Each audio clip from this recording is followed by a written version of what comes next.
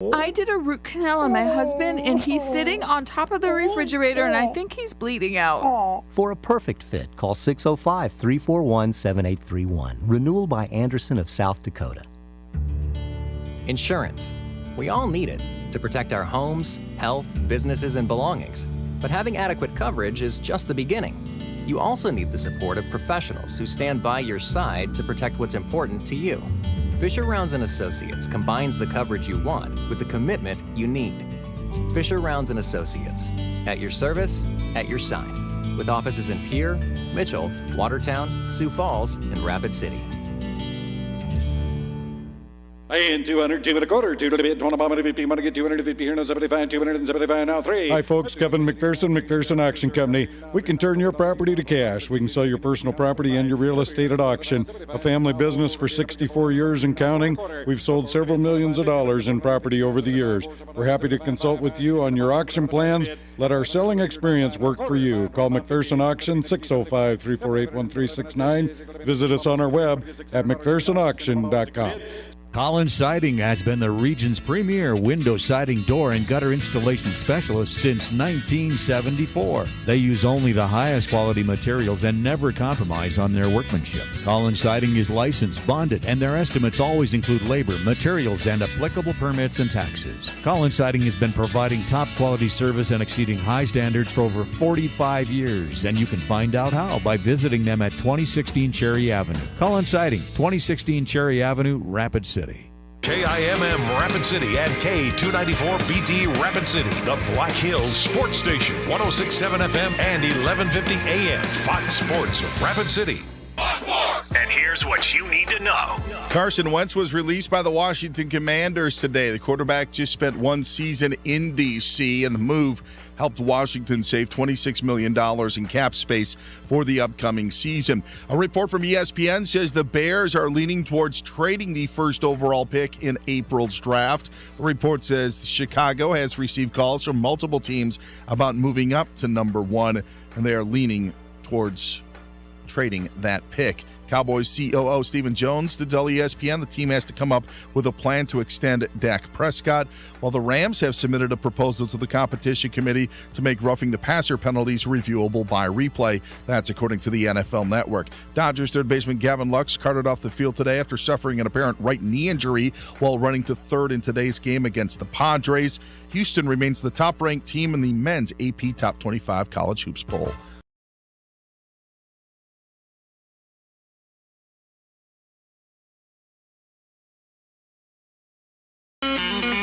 It's time for South Dakota's Sports Talk Show.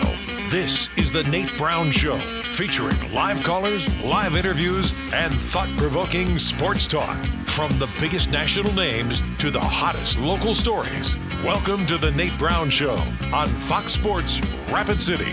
Here's your host, Nate Brown. All right, we're back on a Monday. How are you, everybody? Hope you had a good weekend, did you? Solid? Okay. It's always a great day in the Black Hills, and we are live on Fox Sports Rapid City. Thought-provoking sports talk, great guests across the board. We'll have some fun today. The Nate Brown Show on 106.7 FM, 1150 AM. Bring us up right there on a live stream as well, foxsportsrapidcity.com, and also on Twitter right now. Welcome in studio. If you're watching on Twitter, at Nate Brown Show, follow the show if you're on Twitter, at Nate Brown Show. You've got the guest lineup, the show live right now in studio. Also on YouTube, you can subscribe to the channel, and you've got us there, The Nate Brown Show on YouTube. So we're all set. Kick off the work week, and let's get after it. The Nate Brown Show brought to you in part by Black Hills Orthopedic and Spine Center. They've been providing the expert orthopedic care since 1976, and now from the elite athlete to the weekend warrior, they've got you covered. Continue your active lifestyle with the help of the orthopedic experts. Black Hills Orthopedic and Spine Center, the preferred choice. BHOSC.com. Learn more there. Also, Black Hills Ortho has urgent care. If an injury happens when you least expect it, see Black Hills Orthopedic and Spine Center Urgent Care. Again, start online at BHOSC.com. As we kick off the Monday show, we're going to start with some hoops, get into some Major League Baseball, a little bit of Huskers, a little bit of NFL, a little bit of SD Preps. I think we got you all covered on a Monday, so we got some interesting guests across the board here on South Dakota Sports Talk Show. Let's go with Heath Bell tonight. He's going to join us from San Diego. Heath Bell, Major League Baseball all-star closer for the Padres back in the day, had a great career. He's now covering the Padres in Major League Baseball. So Heath Bell, former closer, one of the all-time shutdown guys in the league, he's going to join us. Talk some interesting stuff on Major League Baseball today we got to get to. Kerry Miller's in for the first time in a long time. College basketball national writer for Bleacher Report. We're going to get into the Alabama story and more on the Bleacher Report side. College basketball coverage from Kerry Miller. High school coach Kyle Courtney is going to join us tonight. He's out at Rapid City Christian, head boys basketball coach and athletic director. And there's some things that may change with high school hoops. There could be some changes coming down the line. ADs are going to vote on this, and I'm going to get Kyle Courtney's perspective on this before we get into all sorts of topics when it comes to postseason basketball. That's straight ahead. Kyle Courtney, Rapid City Christian, coming up. The AD and boys coach out there. Former Green Bay Packer offensive lineman Mike Wall is on the way. Process to perform. Mike Wall on My Block podcast. We'll get latest on the situation in this offseason with some major quarterbacks, and we'll get Mike Wall's take. Plus, what about these quarterbacks that, speaking, he does athlete training and the whole thing, Mike does. What about the quarterbacks that throw at the combine and do the stuff at the combine and the others that don't? I always find that so interesting, what that all means. Mike Wall, straight ahead, former Green Bay Packer O-lineman. And finally, Gary Sharp's on tonight from Omaha. 1620 The Zone, Omaha. Gary Sharp covers the Huskers, and he's in today. Will the Huskers maybe get their biggest recruit, I don't know, in a long, long time? This is an interesting story. We'll talk to Gary Sharp coming up this Monday. Glad you're on board. The Nate Brown Show, inviting you on. 720-1067 is our number. 720-1067. That's the studio line for you. Also on the Barron's Wilson text line. Text the show directly. 720-1067. By the way, congratulations to all the area wrestling teams and the area wrestlers. I said it on Thursday's show last week. What an absolutely phenomenal crowd. What a great crowd, man. There was some major wrestling matches and the duels on Saturday and the whole thing. Really good crowd, really good support. You look at the Summit Arena, that place was rocking and rolling last weekend, Thursday, Friday, Saturday. And none of our area teams were able to pull off the title or anything like that. But Reese Jacobs, by the way, up there in Sturgis, what a champion. What a champion. That guy's been really, really good. So congrats to Sturgis, Reese Jacobs, and all the area wrestlers. Got after it here on the weekend, and really good wrestling tournament, the State A and B wrestling tournament here at the Summit Arena. It was a great crowd, great high school event. I want to get into something here because I think this whole thing is going to catch people by surprise. This thing that's going on right now in sports is going to catch you by surprise because it's catching me by surprise. Okay? I don't know everything, believe me. But I'm usually plugged in on, hey, this is going on in this sport and this is going on in that sport. I try and have a wide array of knowledge. I'm not an expert on certain sports, and I'll tell you that. I didn't grow up being a wrestler or being a hockey player, for example. But I try and stay plugged in, respect all these sports in a big way. Now, there is a sport that is going through a pretty drastic change here. And it has started, but people aren't paying attention, and we're not going to pay attention for quite some time. So I want to get you plugged in on this thing before you're like, wait, what? What's happened to the game here? What's happened to my team? What's going on in this game? I don't recognize anything about it. And, of course, it's something that I think I'm okay with. I've said this on the show for years now. I've been doing this show over 5 years in this market, and I said I've been wanting to see this, and I think this is going to have a good impact on the game.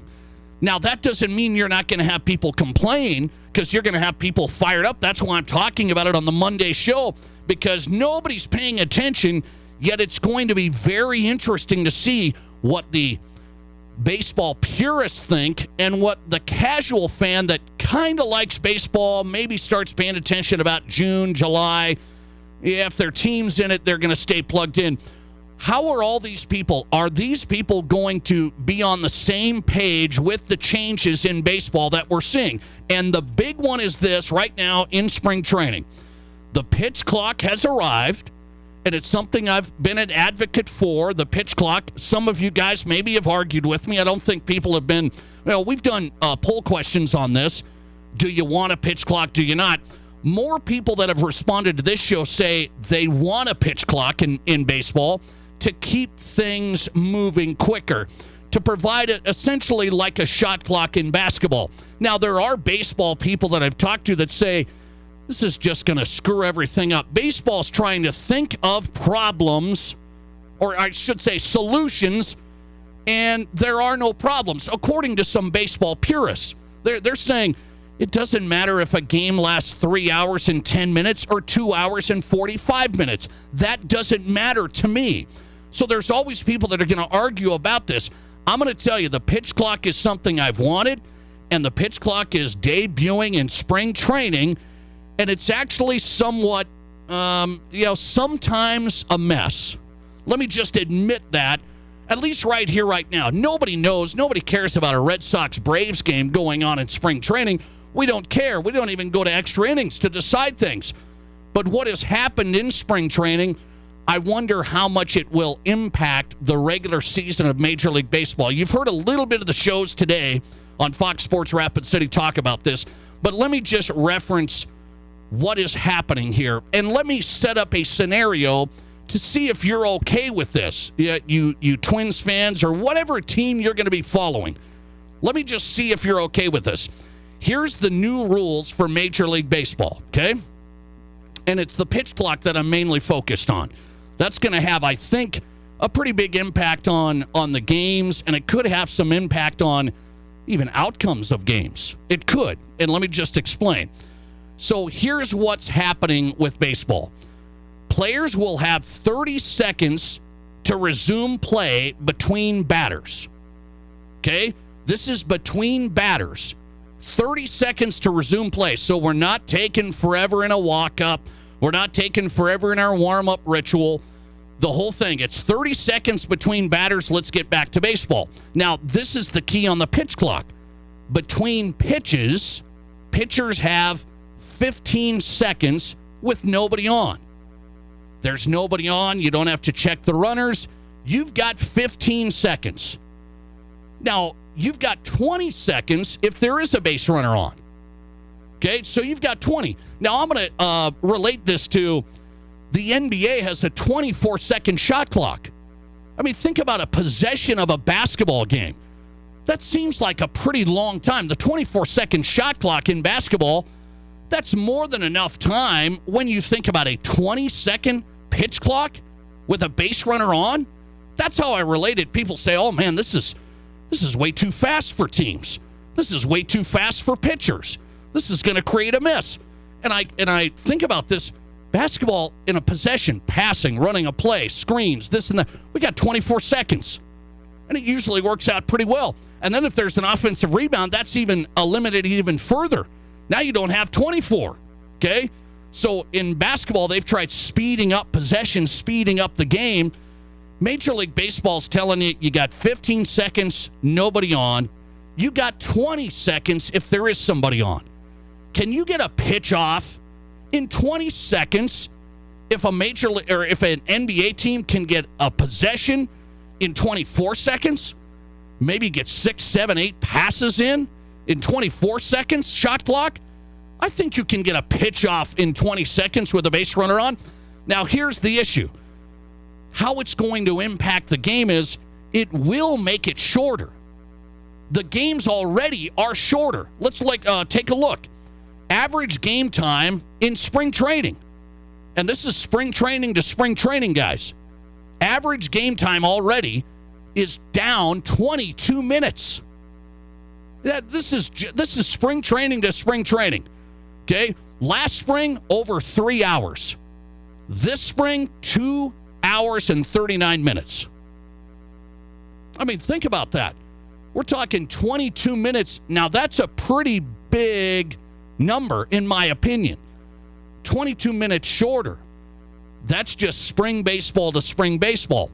The deal is this now. There is a mess at times because the players aren't used to it. So in this scenario, the pitcher has a pitch clock. The batter also has to be ready. So the batter needs to be ready in the batter's box with 8 seconds left on the pitch clock. That's kind of the kicker here. If you're not ready with 8 seconds left, you're also could be called out or essentially a strike, right? But if you got 2 strikes, you're done. You're gone. So what's happened now in what's created a little bit of a mess, it's Red Sox, Braves over the weekend. Red Sox, Braves over the weekend. Here's the scenario, okay? Bottom of the 9th, 2 outs, bases loaded. And so don't mind that this is spring training. I want you to come along with me on this journey here on this Monday. Let's say it's Braves, Red Sox, World Series. Braves, Red Sox, World Series. Bottom of the 9th, bases loaded, 2 outs. This is what dreams are made of. Pressure-packed scenario, and fans are on the edge of their seats. Fans are standing in the stadium. Bottom of the 9th, 2 outs, bases loaded. And guess what happens? The batter isn't quite ready with 8 seconds left on the pitch clock, and he's called out, and the Red Sox win another World Series due to a violation of the pitch clock, a delay of game, and that's how we end a World Series Game 7. Are you with me to take that journey? Are you in on that journey? That's my question today on this Monday. And that's my question of the day, brought to you by Murphy's Pub and Grill. By the way, $20 gift card to Murphy's we're setting you up with in our new question of the day sponsor, Murphy's Downtown. Giving you a $20 gift card if you answer the question of the day, which is, are you okay with Major League Baseball games really being ended and decided? You have to put up the scenario in a critical bottom of the 9th. For example, if a batter doesn't get in the box with the 8 seconds left on the pitch clock, he's got to be ready. 8 seconds left, he's not in. Umpire sees it, you're out. And game over. Red Sox win Game 7 of the World Series. And it goes down in history books. And that's the scenario that Major League Baseball is offering up. Okay? Major League Baseball is offering this up, a scenario that I like the pitch clock. I believe it has an impact. 22 minutes less so far in spring training already. I think it just makes the game move quicker. I mentioned this to my daughters. They're not huge baseball fans. They see me watch baseball. They're like, oh man, baseball. Now they see me watch other things. Oh, I'm in on this because it's fast, it's interesting, it's all this. There's personalities. So they're not huge baseball fans. I showed them this. I was telling them about this. I said, wow, I think this might be cool. I think this might be cool. I might be in on this. Pitch clock. Our boy Matt Kearney here, producer of the Nate Brown Show. How about Matt Kearney? He made a statement today. He says he might watch more Major League Baseball than he's ever watched in a long time, just because of the pitch clock, keeping it rolling. There's a little sense of anticipation. Are we going to keep this thing going? The batter and the pitcher. It's a cat and mouse game. It does provide some more intrigue. So I'm okay with the pitch clock. But I got to tell you here today, I know it was a spring training game, a measly spring training game. But I'm just telling you, the scenario is this could happen in Game 7 of the World Series. Is that baseball? Is calling a guy out on a delay of game, is that baseball? Well, you say, Nate, come on. They have delay of game in the NFL. They have shot clock violations in the NBA. Does the penalty match what baseball is going to provide? What does that mean? You're out. The guy was out. It's a full count. Bases loaded, bottom of the 9th. 2 outs, and he's called out because of the pitch clock scenario. That penalty is harsh. It's not a 5-yard delay of game in the NFL. It's not a simple change of possession, okay, the NBA, but it can be a massive make or break type scenario. My delay of game in the NFL is 5 yards. It's not great, but it's not a game ender. It's not a game ender. That's my argument for it. Meaning, there are going to be baseball folks that think this is a mess that you guys have created, and you know who they're going to blame? They're going to blame guys like me who say, you wanted the pitch clock? You guys that kind of like baseball? You don't love baseball. You're not a purist. You wanted this bull. And they're going to say, this is the type of bull crap that you guys are bringing into our great game of baseball. And just wait, because it's going to happen. Okay, let me ask you that. Here it is. Question of the day, 720-1067 on the Nate Brown Show. Would you be okay? Pitch clock violation. Batter wasn't ready or pitch didn't get off. He walks in the winning run. From the pitcher's perspective, bases loaded. Oh, delay of game, walks in the winning run. Congrats, the Braves win Game 7. And it's so exciting. So exciting. It wasn't a grand slam. It wasn't a 2 RBI single. It's a pitch clock violation to win the World Series? Just wait. I know I'm setting you up. But are you okay with it? That's my question, okay? Here's the answer so far. Let's take a look. Are you okay? Major League Baseball games that matter, not spring training like this weekend, but games that matter, ending critical bottom of the ninth, pitch clock violation. You okay with it? 58% voting yes. Those are the new rules. End of story. 58% say yes. 42%, I want to say it's a pretty high number, just on the Nate Brown Show question, pretty high number. 42% of you say, no, it's a very bad look and it's not baseball. 42% not okay with it. This is the type of scenario where when I asked you about a pitch clock, most people were okay with it. There are some baseball purists, the 25% say, just leave it alone. End of story. We don't need it, okay? But now you turn it around and say games could be impacted significantly in the right scenario, in a specific scenario, and now 42% say this isn't baseball. This isn't a good look for the sport. Having a big-time game end on that scenario. Let's go to the Barron's Wilson text line, 720-1067. Listener text, yes, I love the pitch clock. Yes, love the pitch clock. Listener text, rules are rules. I'm okay with it. Rules are rules. I'm okay with it. Listener text, 720-1067. I'm torn on the pitch clock. Baseball's a slow game, but it's inherently boring for some. If Major League Baseball's trying to get more casual fans, I'm not sure a faster-paced game is going to draw in more casual fans. What will draw more fans is watching a game going to a game and see scoring. Case in point, when homers are flying out of the park. Interesting. So he references, the faster game's not going to bring in more fans. The more exciting game, the 1998 home run race, brings in more fans. That's what he's arguing. Listener text, with all the money the baseball players make, maybe they could pay someone to figure out how to get ready in the batter's box or how to pitch in the allotted amount of time. I love the clock. Look at this. Look at this. So more people are with me. More people are with me, at least, on the pitch clock. You're not going to, it's not a doomsday scenario.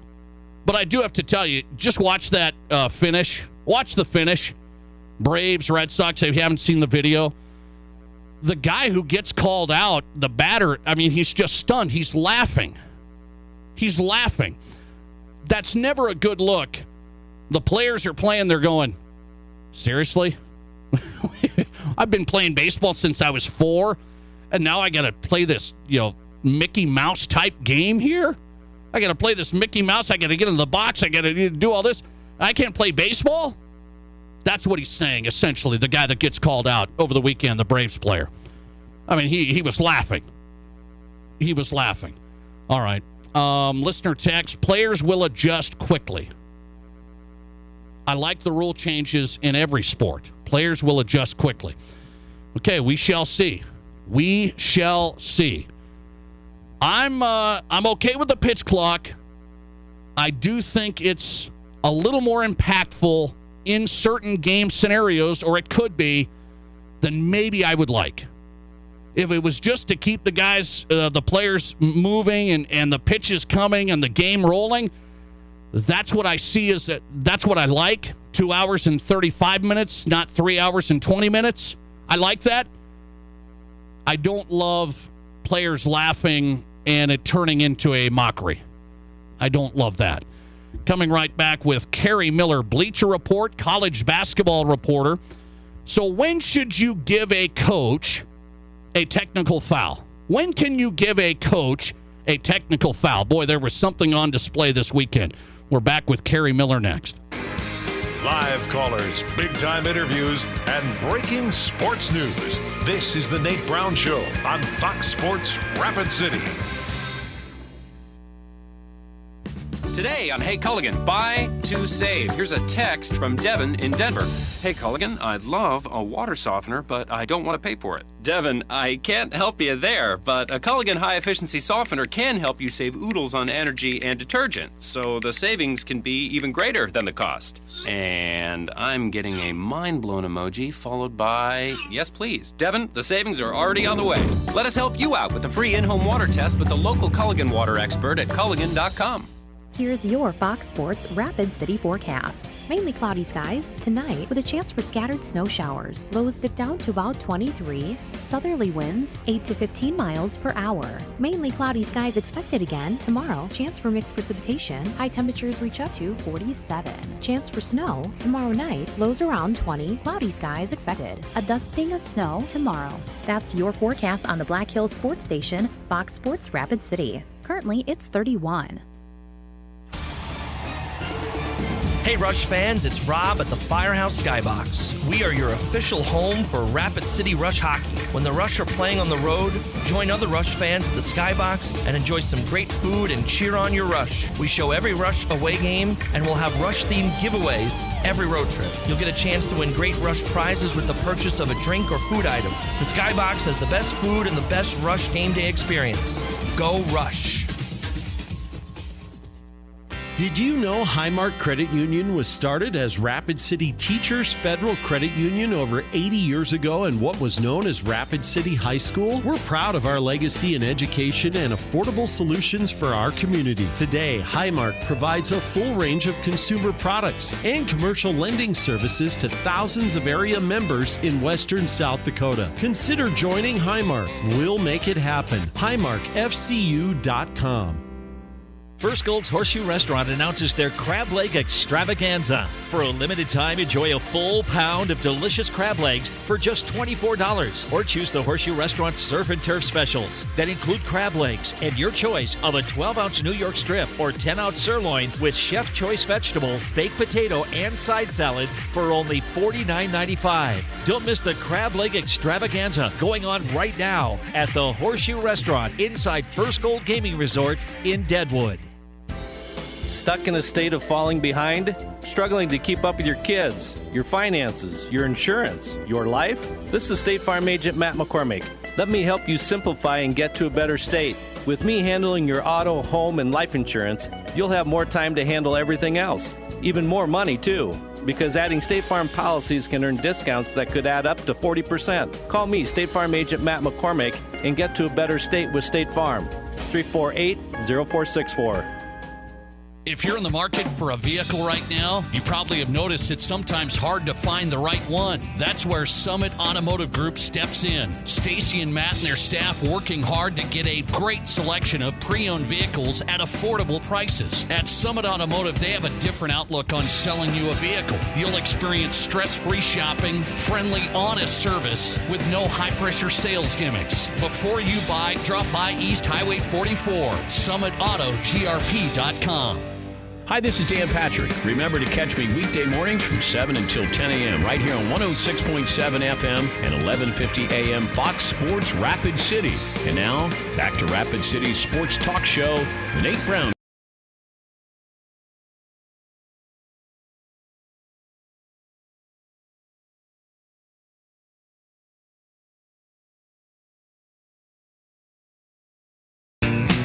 Hey, welcome back in the Nate Brown Show, getting going on a Monday. South Dakota Sports Talk Show, packed guest lineup. Let's get rolling here on Fox Sports Rapid City. Glad you're a part of the program. If you miss anybody live or miss any segments, go to the Nate Brown Show podcast. It'll be up there tonight. We upload the podcast on all the platforms: Apple, Google, Spotify, SoundCloud, Amazon.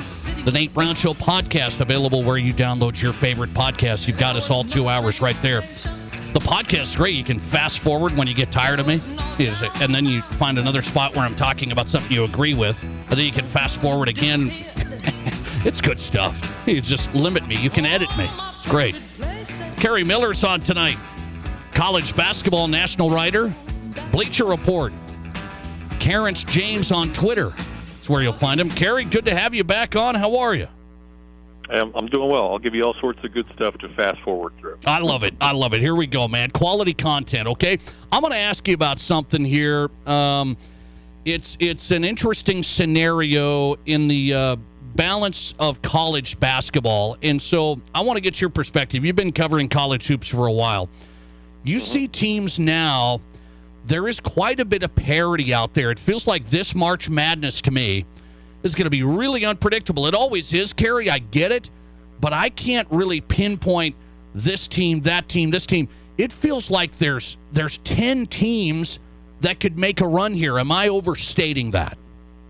No, not at all. I think I don't want to say that literally anybody who gets in has a chance to win it all, because that's overstating it, but it does feel like it's just completely wide open. And I think part of that is because the one team who is, has been number one on KenPom pretty much all season long is Houston. And they're like this year's Gonzaga, right? You don't pay attention to them unless they're losing. So you just kind of forget about them in a league where, there might be a second team that gets in if they're able to beat Houston at some point in Memphis. But just because, Alabama, obviously they've got their distractions going on now.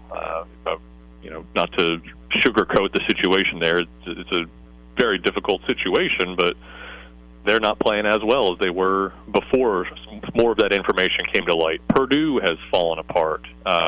Even Kansas, with all of their quad one wins, they have, a depth concern where they've played the toughest schedule in the country. They kind of ran out of gas in mid-December. They've had a nice second win here, but they're going to run out of steam again down the stretch. It's just even the best teams feel very vulnerable. So, yeah, I think it's just wide open. Yeah, it really looks that way. I mean, I'm excited about it. We're still a few weeks away, but conference tournament's getting ready to get rolling. Kerry Miller on, national college basketball writer, Bleacher Report. So I got to get your perspective on Alabama. Brandon Miller's an All-American guy, top 5 NBA pick is what they say, unbelievable talent. And I look at Alabama's situation here. People are upset with how the administration, the coach, Nate Oates, has handled this, but it feels as though he's just going to play this out. Is that what your perspective is? He's going to play this out, and Alabama's just going to take what they get? And I honestly don't know what the right answer was. I mean, obviously when that report came out from AL.com about, Brandon Miller was the one who delivered the gun, we weren't there. We don't know what he knew, what all was going on, whatever. We don't know all of the details, but once we started finding out some more than we had initially, everybody freaked out and was saying, he should have been suspended this whole time, but, if the police cleared him, what responsibility of it is, Nate Oates or the Alabama administration to do more than that? Now, I think if they wanted to suspend him a game for that little pregame pat down, I'd be on board with that. That was in very bad taste. But I think from the get-go, it was just a difficult situation, and I think trying to cover it up made it worse, from a public perspective. Let me ask you about this Iowa story, okay, with Fran McCaffery. I just want to get your read. I don't know if you saw the video. I hope you did, Kerry. Fran McCaffery does a stare down, calls a timeout, does a stare down to Kelly Pfeiffer, the official. By the way, Kelly Pfeiffer's from South Dakota, so we have a relation to the story. And it's a long stare down, Kerry, over the weekend in the Michigan State game. They just look at each other very awkwardly for a very long time. Nothing happens. They move forward. Is that the right way to handle it? What did Fran McCaffrey? What should have happened there? I think as much, if you're an official, as much as you can just ignore Fran, go ahead and do it, because that guy's off his rocker most of the time. I mean, we've got the Fran meter or whatever we call it, levels of Fran. Just the guy's well known for his explosion. So for a stare down, that's tame for Fran McCaffrey. That was a very low, Fran Con. I can't remember what we call it, but it's just.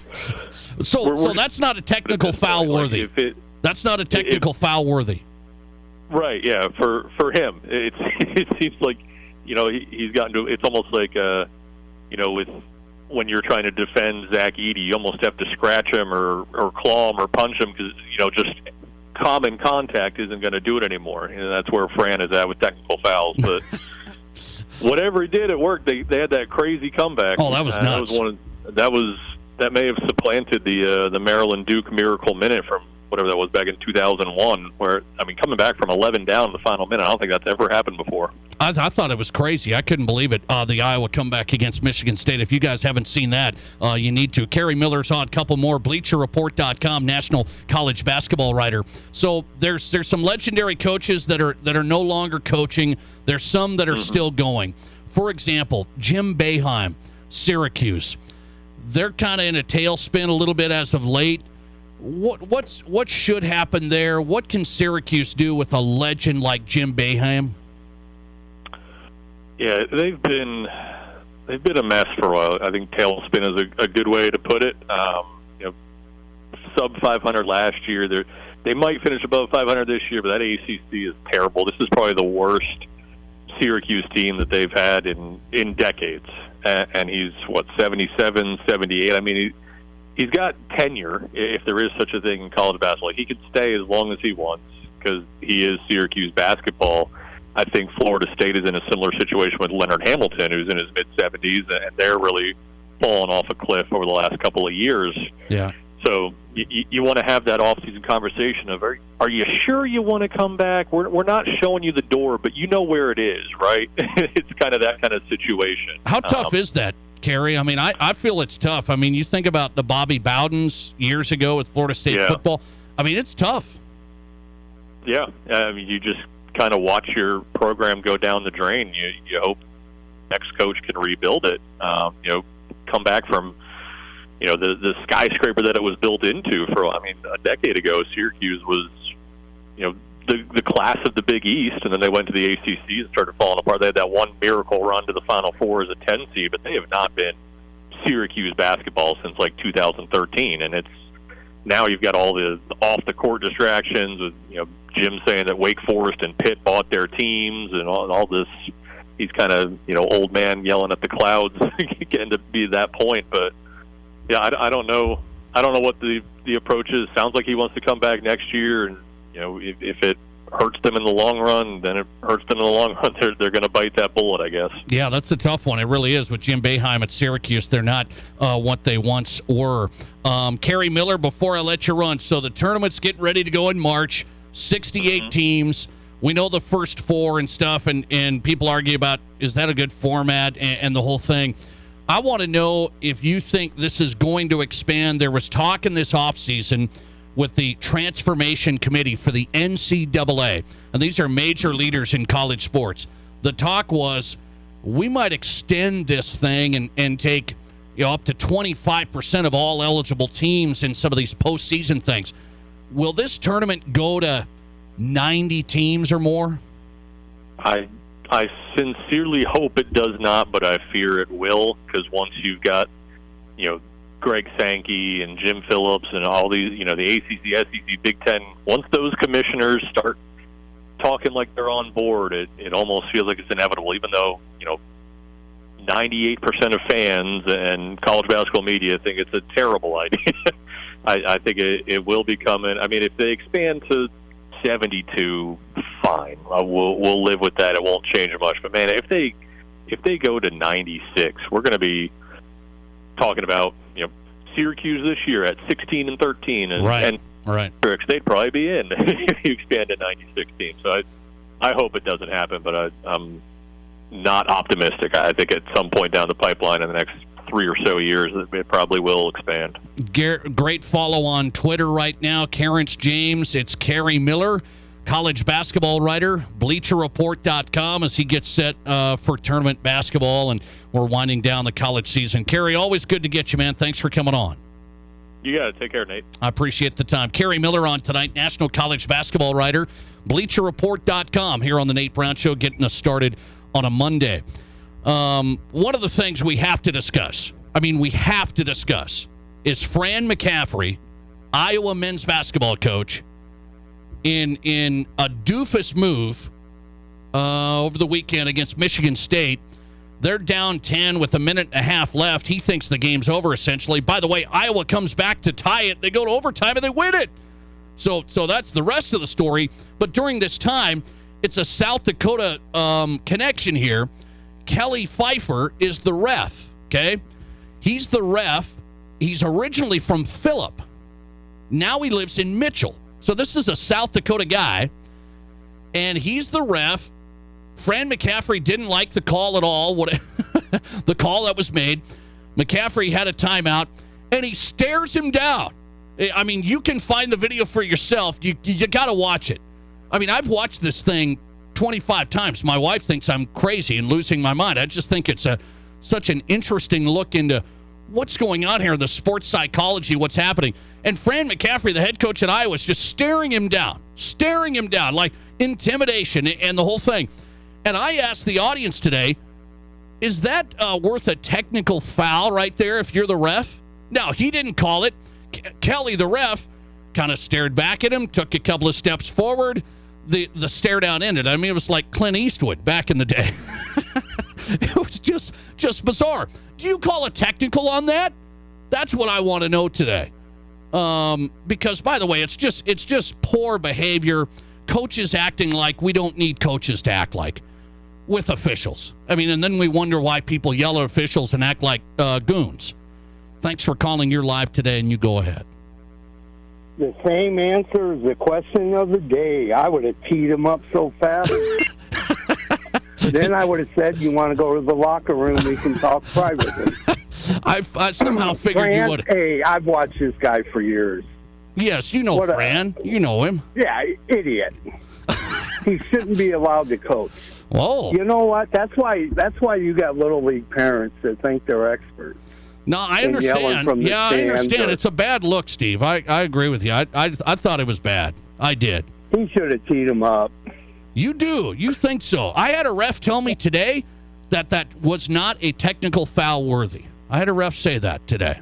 Well, I had a guy this weekend I talked to, long-time basketball official. Saw him yesterday. Saw him at state wrestling. He officiated many state tournaments. Saw all the great ones. He goes, I teed up a player one time because he looked at me funny because I called a foul on him. Yeah? And I'm like, God, I love you, Jim. Yeah, it's disrespect is what it is, right? That's what it is. Yeah. Oh, Nate, come on. Let's be real. You've been going to these little events, where they kick that round ball. Yeah, yeah. Come on. You've seen some idiots, and you're just like, my God, and I'm supposed to be the butthole. All right. How can you outdo me? I haven't even gotten here yet. So you would have teed him up. I got you. All right. Thanks, man. God bless the pitch clock. Oh. You know what? Let me tell you a quick story, and I'll hang up. Okay. Bob Gibson. It's the 11th inning. Them batters, he didn't give them a chance to get out of the box. He was throwing as soon as he could. Boom! And guess what? They were averaging 94.7 miles an hour. You don't need all that time. Get the ball. Look over at first. If he wants to steal, you got Tim McCarver behind the plate. Yeah, I got you. 20 seconds, by the way, should be long enough. I'm with it. Oh, I think so. All right, buddy. And I hope a World Series does end that way. No. Come on. Oh, I do. I love it. I love it, Nate. All right. I appreciate that. You love controversy. I know that. That's good stuff. 720-1067 on the Barron's Wilson text line. By the way, if a basketball coach does the very long stare down, Is it worthy of a technical foul? Is that bad enough sportsmanship, like Iowa head coach Fran McCaffrey on Saturday? Is that bad enough sportsmanship that you get a technical on that? I mean, it just looked goofy. I mean, I seriously, I've watched this thing 25 times, and I'm just like, what a doofus. I think it's a T worthy. I think it's worth a T. I just want to stop that behavior from happening. Now you're going to see AAU coaches staring down the refs or something like, your best Fran impression. I mean, Matt Kearney, I walked in the office today. He stared me down. I couldn't believe it. You got to tee him up. Thanks for calling. You're live today, and you go ahead. Hey, Nate. How are you? Hey, I'm doing good. What do you think? Well, as a former official, yes, I would have teamed him up. You would have? Well, you don't like Iowa, so yeah, I know. Well, what we were taught in official meetings is if the coach or the player is showing you up, that's a technical foul. Okay, yeah, that's a good point. That's a good point. Showing you up, yes. Doesn't have to be, verbal. I mean, if he's inciting the crowd, you get players that do that. They instituted a rule not that many years ago that players necessarily don't have to do anything to their opposing player, but if they go by the other bench and incite the other bench by raising their arms or making some kind of a gesture to the opposing bench that could incite a possible fight or anything like that. Yeah, taunting, so to speak. Yep. That's a technical foul also. And the problem you have is these guys have gotten away with it for so long that everybody's afraid of them now. And if guys would have done their job years ago and teed those guys up when they started that, they wouldn't be doing it now. But everybody's, let this guy get away with this for so long, and now everybody's afraid to tee him up. And I, it was goofy. Did you watch that? It was goofy. Yes. Okay. Yeah. The problem in high school I got too is some of these older coaches, if you respected coaches, I would call them. Sometimes if you tee them up, and you are a new official, guys would be banned from getting a game for that coach again. Yeah, I could see that. Hey, I don't want that guy, right? Yeah, and so there was some reluctance on the part of officials to call fouls on certain coaches or technical fouls on certain coaches because they knew they were powerful enough that they wouldn't get to work in that gym anymore. I think it was a T worthy for Fran McCaffrey. I do. Kelly Pfeiffer, he didn't call it. He just let it go. He stood his ground. I think you could have teed him up because I think you got to set the message. I think you have to set the tone. I mean, behavior is out of control. We know this, so I think you got to set the tone. Yeah, and sometimes it's done deliberately to incite the crowd to get into the game, so the players get into the game. So there's different ulterior motives for that coaches use, but that's by the book. That's our technical foul. I would have assisted. I got you. Thanks, man. I appreciate it. Thanks for getting in. No, I understand that. I would have teed him up. What's the vote today? I put that out there on Twitter in the Murphy's Question of the Day, brought to you by Murphy's Pub and Grill downtown. I put it out there. If the coach does the very long stare down to an official, is that worth a technical foul? The long stare down. I mean, it was during the timeout. 72% of you voting yes. Intimidation, bad sportsmanship. 28% say no. He didn't say anything. Just keep it a no call. So 72% of you are with me on it. Heath Bell's with us next. He's a former Major League Baseball all-star closer for the Padres. What does he think of this pitch clock and how it might impact Major League Baseball games? Heath was a pitcher, and he's live next. From high school to college to the pros, this is the Nate Brown Show on 106.7 FM and 1150 AM Fox Sports Rapid City. Winter is here, and at Renewal by Andersen, we've gotten used to these words from our clients. Wow, our house is so much warmer with our new windows from Renewal by Andersen. There is no place like home. A warm, comfortable home on a bitter winter night. And Renewal by Andersen's windows installed by our certified professionals can significantly reduce your heating bills, make your home secure, wonderfully warm, and welcoming. Scan that QR code, visit RBARapidCity.com now. Warm up at home with Renewal by Andersen. RBARapidCity.com. Tin Lizzie BetMGM Sportsbook is your home for the best sports betting experience in the state. With great food, great service, and brand new TVs, there's not a bad seat in the house at Tin Lizzie. And now the countdown is on for one of the greatest sports events all year, the NCAA basketball tournament. Make plans now to take in March Madness at Tin Lizzie BetMGM Sportsbook. And dare to place your bet now from basketball to hockey. The game is on at Tin Lizzie Deadwood. If you have a Mercedes, Audi, Porsche, BMW, Volvo, or any other high-end import, you might think you have to take your car to Denver or further for service. Hi, this is Martin from Al's D&I Repair. Don't plan your life around taking your car for service in a town 400 miles away. Bring it to Al's D&I Repair. Our technicians are trained to work on those complicated cars, and we also have the tools and equipment so they have everything they need to make sure your car is working perfectly. Call Al's D&I to set up your appointment at 348-1447. Here at Pizza Ranch, we owe a debt of gratitude to our Swedish friends for bringing the buffet to America in 1939. Unfortunately, they called it the smorgasbord, which is, let's just say, a unique word. But we liked the idea so much, we started our own buffet and loaded it up with pizza, chicken, sides, salads, and our one-of-a-kind cactus bread. And then we made it even better by letting you request the pizza you want on the buffet every time you visit. We call it Buffet Your Way, because smorgasbord your way, well, it doesn't rhyme at all. Pizza Ranch. Mmm.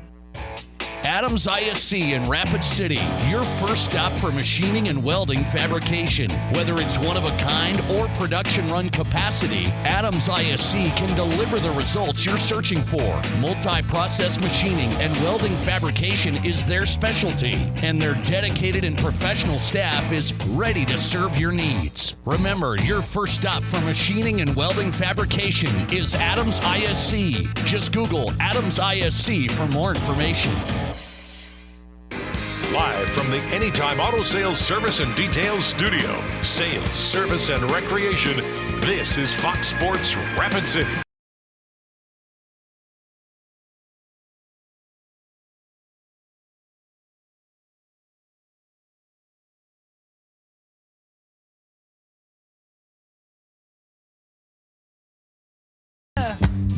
Welcome back in. Your Sports, Your Show on a Monday. South Dakota Sports Talk Show kicking off the week. Glad you're a part of the program. Thanks for spending some time with us. Fox Sports Rapid City, the Nate Brown Show live. Gary Sharp's on the way from Omaha.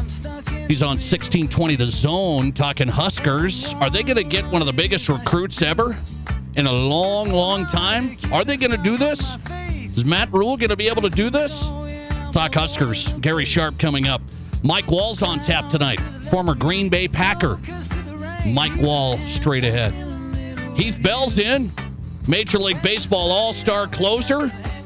He's been there, done that.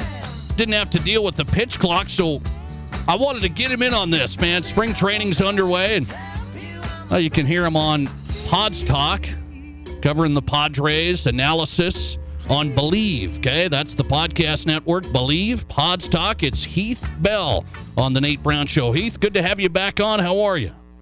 I'm doing all right. How are you doing? I'm doing good, man. So let me get your reaction here. I've had you on, and we've talked about, baseball changes and some of the stuff that's going on. Spring training's underway. Things are a lot different.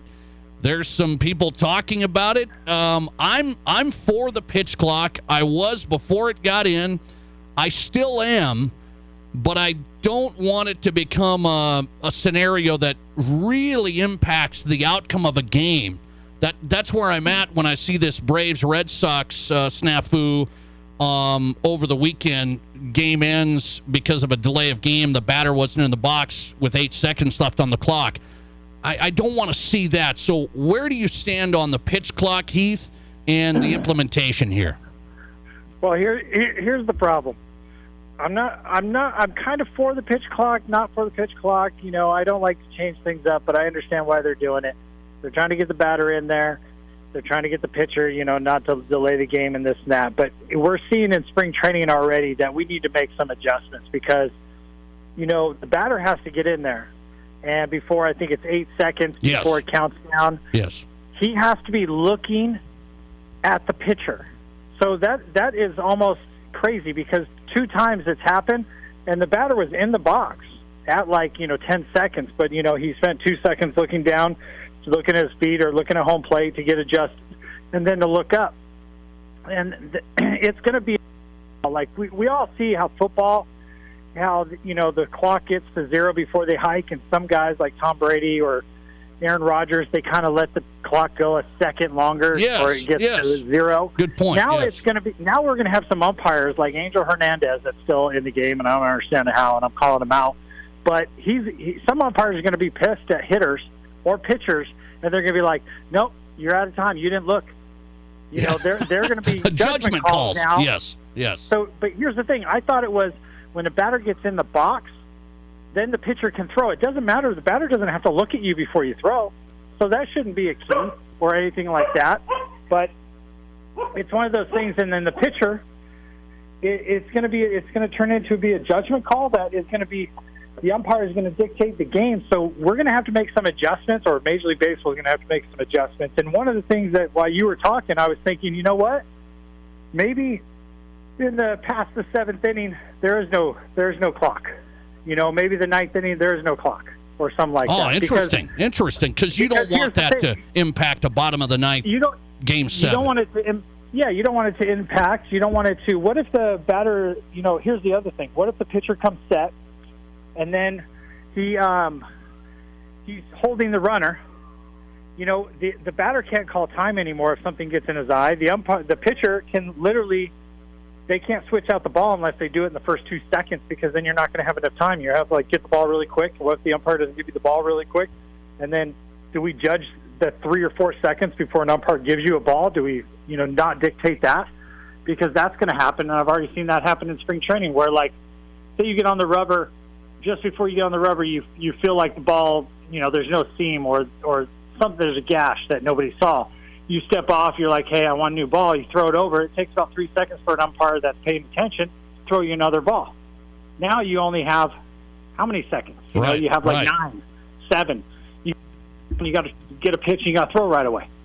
I mean, so we got to figure out something where I understand switching the ball. Maybe you're only allowed to switch the ball once every time you pitch without, the clock being docked or something, where somebody has to go some leeway. Because what if you get in the box and it's windy, and I'm not trying to give any hitters any credit, but then a dust hits them in the eye and they call time? Nope, can't call time because we have a pitch clock. Yeah. So, no, it's a good point. It's good points. I do want to ask like it because it speeds up the game and it kind of gets people moving. Yes. Because some batters, were taking forever doing their little dance or whatever, and I get that. But come on, not every pitch and this and that where you're kind of like, let's go, But we got to make some adjustments to the rules. They can't start the season this way, because if they start the season this way, there's going to be major problems during the course of the year. Okay, when the games matter, and that's my concern. Heath Bell's on tonight, former Major League Baseball All-Star closer. Max Scherzer said this: the power of the pitcher is what I have now. I have the power. I can dictate pace. I can make this work for my advantage. Do you buy that? Yeah, because now the hitter can't. He could be, so here's the thing. When you're getting into the box as a hitter, you're trying to be like, okay, let me figure this out, because sometimes you call time, you come this, that. Pitcher, Mark Burley back in the day would literally throw a pitch, and he'd be on the rubber by the time he gets the ball from the catcher, and he was like, let's go. So the pitcher, I think, can dictate a lot and has a little bit more power in this situation, but I do believe there needs to be some changes a little bit. A batter can call time one time. A pitcher can throw out a pitch, and those 3 or 4 seconds doesn't cost you a strike or whatnot. But it's like, here's the other aspect. I thought a batter had to get in there before it was 8 seconds. Now he has to look at the pitcher. Right. So you could stand in there, but here's the pitcher. The pitcher can throw the ball as soon as you have 2 feet in the box. Pitcher can start his windup. It's almost common courtesy for him. Wait for him to look up to you. And I think that's the way it's always been. It's like, okay, well, I'll make sure you're ready. And that's why if you're in your windup and the hitter looks up, sometimes the hitter goes time, and sometimes the umpire grants it to you and doesn't. But I feel like the umpires are going to have so much power, and if they don't like a pitcher or they don't like a hitter, they're going to call stuff early, and they're going to really, like I said, Angel's notorious for doing that he's going to dictate the game, and he's going to have all the power, and it's going to be like, really? Yeah, I got you on that. I want to ask you, in this scenario, I asked my audience, and you kind of answered a little bit. I said, do we want I just say worst case scenario, World Series, Game 7, it ends on a delay of game. Are we willing to accept that? Is baseball willing to accept that? I hope it doesn't happen. It could, and I don't know if I can accept that. That's my only exception here. And some people say, well, the rules are the rules. End of story.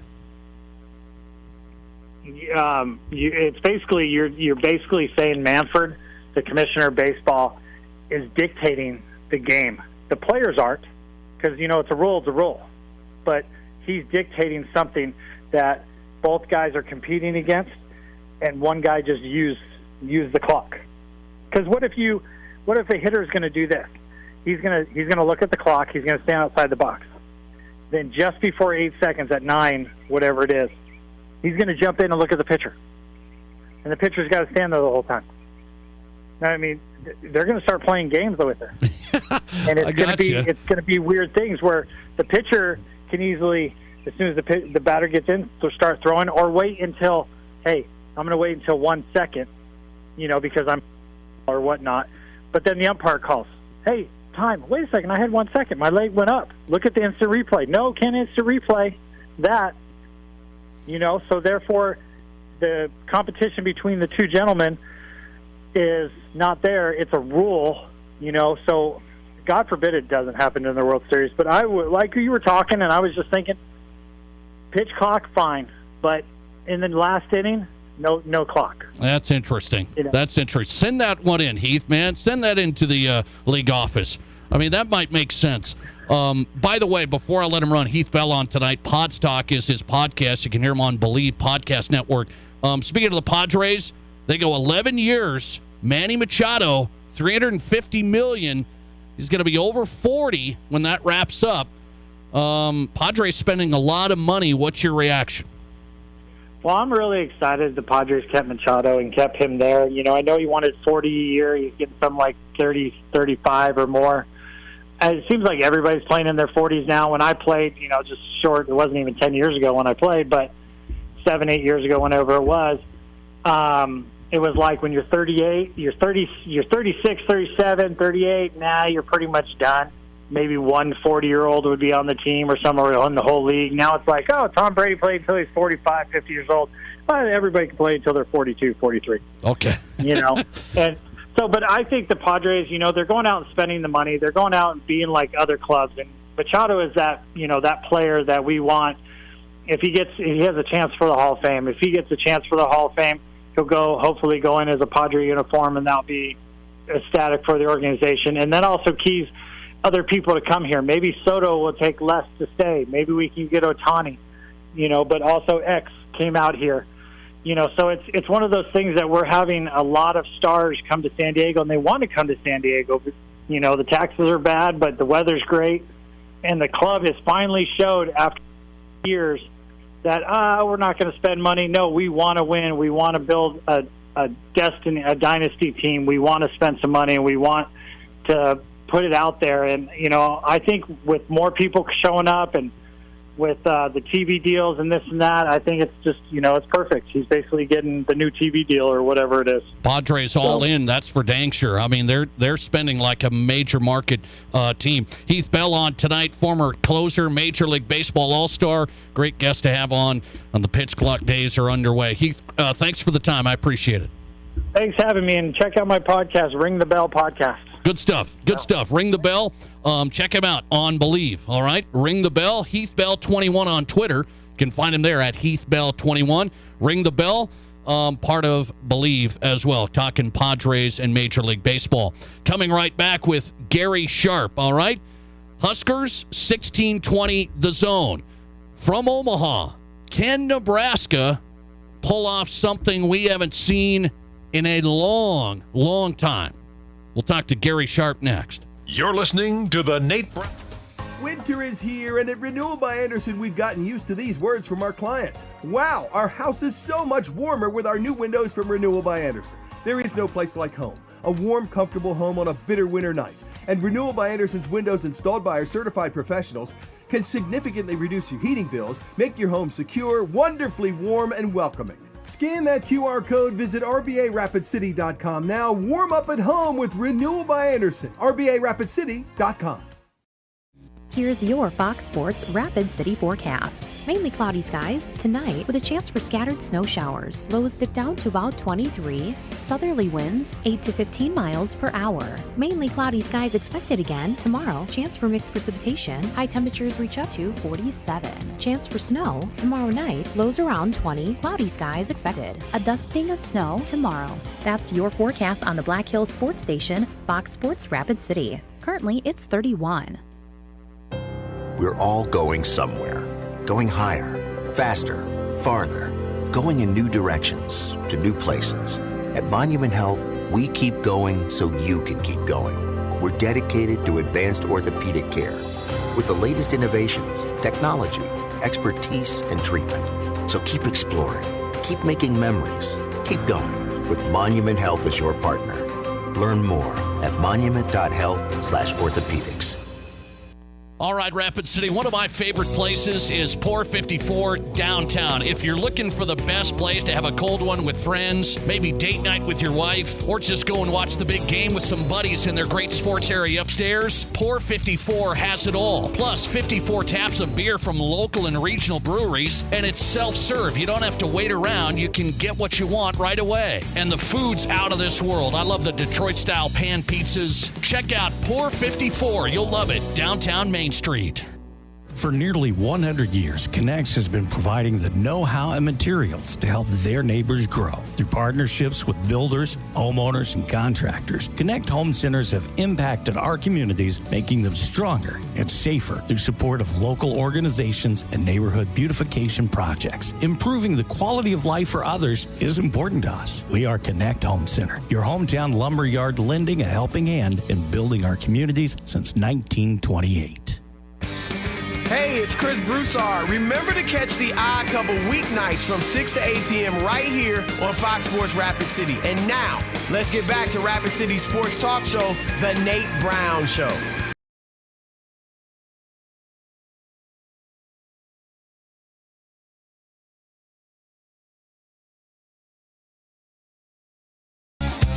Welcome back in the Nate Brown Show on a Monday. Glad you're here. We're into the drive at 5 already. Brought to you by Summit Automotive Group, your home for the best pre-owned selection and car buying truly built around you with the right financing, the right vehicle from SUVs to cars, trucks. Take a look. SummitAutoGRP.com. Experience the Summit difference. SummitAutoGRP.com. Start there on your phone for your next pre-owned vehicle search before you buy. Gary Sharp on tonight on the Nate Brown Show. He's on 1620 The Zone in Omaha. He's on Twitter at Gary Sharp 1620. Let's talk some Huskers and more. Gary, good to have you back on. How are you? Nate, great to talk to you and all your great listeners. Things must be good in Husker land if we're talking. That could be the case, okay? First, before I get to the Huskers, you do play-by-play. You cover a lot of hoops and all that stuff. So you tell me, and I know you're a Nebraska guy, Fran McCaffrey, Iowa men's coach, did the long stare down with Kelly Pfeiffer, the official, the other day on Saturday. I mean, long stare down. Didn't get teed up, and I've watched this video over and over. I said, does that deserve a tee? You've seen a lot of coaches do a lot of things. Is that a technical worthy to you? Yes, the pride of South Dakota, Kelly Pfeiffer, good on him for having some restraint. He'd already teed up Fran. I mean, that's ridiculous. At first glance, it's like funny. And then you look at him, and that's a guy trying to intimidate official. Yes. And he stares at him like they're in a saloon, and it's so awkward. I am surprised the Big Ten hasn't done anything like a fine or something. And give credit to Kelly because he could have given him the gate and said, hey, the ramp to the locker room is to your left. We'll see you later. He didn't. But here's the problem, Nate, is Chris Holtmann today said, oh, we know it's Fran, and he runs kind of hot, and it was kind of funny, and Kelly even took 2 steps towards him. I mean, come on. This is a head basketball coach representing a university, and he's a clown show. that he would pull a stunt like this. We've seen him go off and get upset at officials, and he can be Fran Khan level 5. But that crossed the line. I think that is a bad for Fran McCaffrey in Iowa basketball, but he's had plenty of them. I'm now curious to see if the Big Ten will do anything, a public statement or anything, because that's not funny. That's trying to be an intimidator. Okay, I agree with you. I said it's a technical foul worthy. I said that. I talked to a referee here in Rapid City today. He said, probably not. I was surprised by that because I think it is, and I said, I think this is a bad example for other coaches / players when they look at stuff like this when we already have an officials problem. That's something I don't think people are saying a lot about. I absolutely agree, Nate. And I think that's, we see fewer and fewer, whether it be in South Dakota or in Nebraska, men and women that officiate sports because, you know what? They probably have the most restraint of anybody. They take the most abuse verbally. No one ever thinks they do well at their jobs. They make mistakes like everyone, but we only recognize when something goes bad. They have the most restraint. That sets a bad precedent. I'm with you that now, what stops a player from doing that? What stops another coach from doing that? Basically getting into a stare down with an official and trying to intimidate them. Now there's no boundary there after what happened on Saturday. And, it's just part of a crazy game that Iowa comes back to win. Yeah. And then you have the next day where Caitlin Clark hits the shot. I mean, wild day of hoops this weekend across America. Yeah, no doubt. Gary Sharp on tonight. I wanted his take on it. He's been a lot of hoops games. 1620 The Zone in Omaha.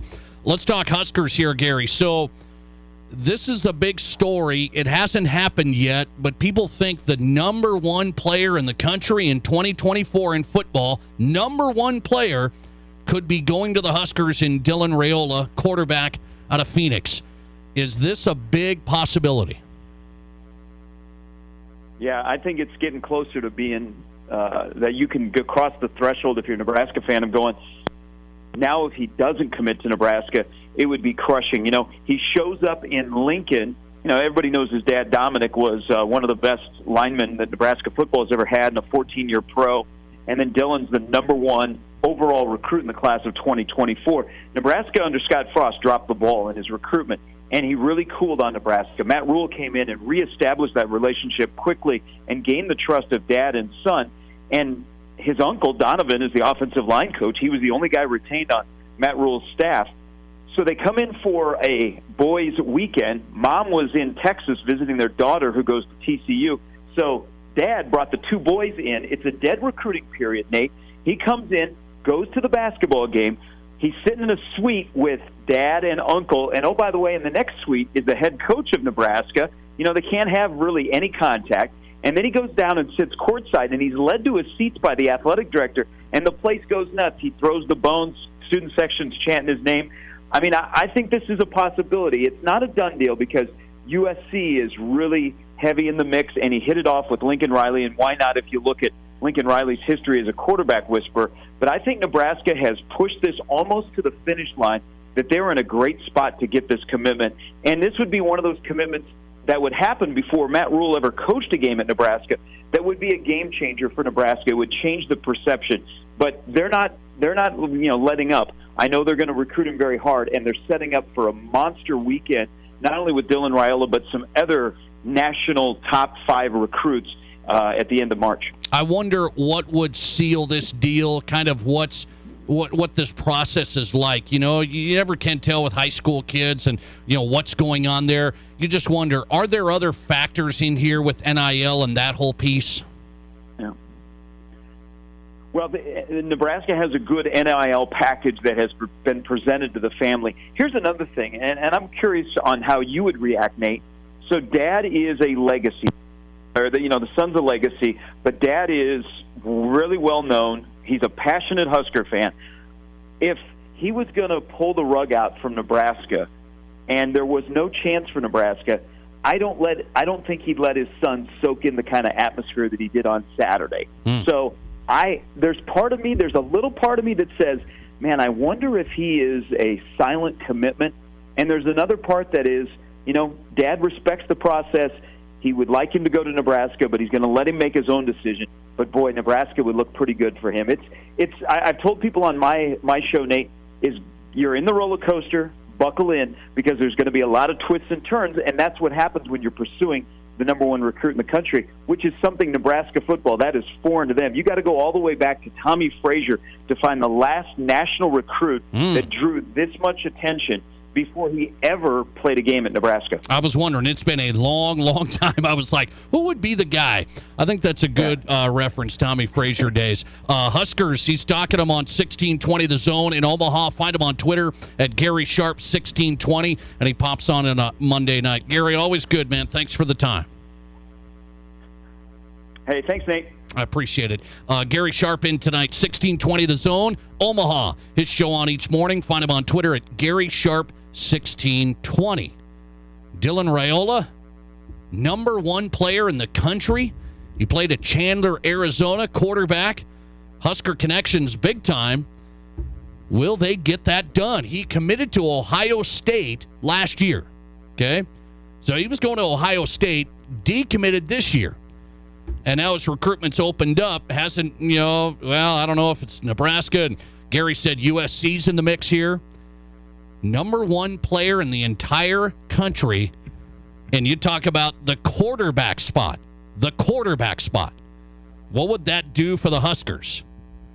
Everybody that's a Husker fan thinking, now the return to glory is possible. You get the quarterback, number one kid in the nation in 2024. We shall see. Stay tuned. It looks like a serious deal that the Huskers might be able to get him. Dylan Raiola out of Phoenix. Into the drive at 5 on a Monday. I've got some things to discuss. 5 of them, as a matter of fact. 5 questions from Chris. He sent them in. I send out my answers. 5 topics, 5 answers. I've got them. And I didn't think we'd see this in college sports. An actual athletic director at a major university says, hey, we make all the money for this conference, so why don't we get all the money from the media deals? And everyone else in this conference can just take the peanuts. That's what was said today by What Schools AD. Next. This is South Dakota's Sports Talk Show, The Nate Brown Show, on FoxSportsRapidCity.com and live on 106.7 FM and 1150 AM. Fox Sports Rapid City. Are you thinking about starting or expanding a business? At Black Hills Federal Credit Union, our dedicated business lending team focuses on understanding our members' unique needs and truly wants to help them succeed. From the loans to get your business off the ground to the accounts to keep it running, we offer unique products with your business's best interest in mind. Learn more at bhfcu.com or text or call 605-718-1818. BHFCU is a member-owned, not-for-profit. Hi, this is Cody Young at High Plains Physical Therapy and Aquatic Therapy Center. I started High Plains PT in 1999, and we've been providing personalized care in Rapid City to help our patients get back in action. Remember, you have a choice for who you go to see for physical therapy. With our state-of-the-art Aquatic Therapy Center, we are equipped to help you achieve your health goals. At High Plains, we'll give you the one-on-one treatment you deserve. We look forward to working with you at our new facility. To get started, visit highplainspt.com. KIMM Rapid City and K294BT Rapid City, the Black Hills Sports Station, 106.7 FM and 1150 AM. Fox Sports Rapid City. So, I just got the State Farm Personal Price Plan on my car insurance. So you told your agent you play the bagpipes for your dog? What? No, I didn't get that personal. My agent just helped me create an affordable price just for me. Okay, let me show you what I've been working on. Hey, Buster! Contact me, State Farm agent Scott Carlson, to create your personal price plan today. Prices vary by state. Options selected by customer. Availability and eligibility may vary.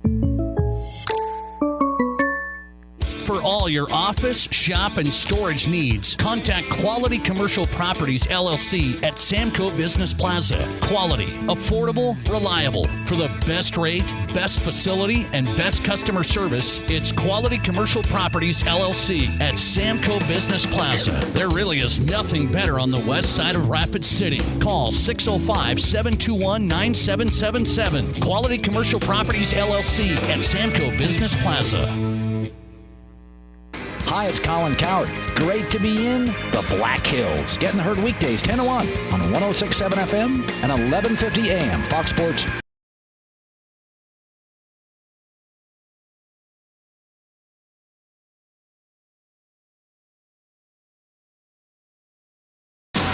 Welcome back in the Nate Brown Show on a Monday, South Dakota Sports Talk Show. Hope you had a solid weekend and you got through your Monday. You're into the Drive at 5. You're rolling, okay? The week's underway. Get after it, all right? Drive at 5 brought to you by Summit Automotive Group.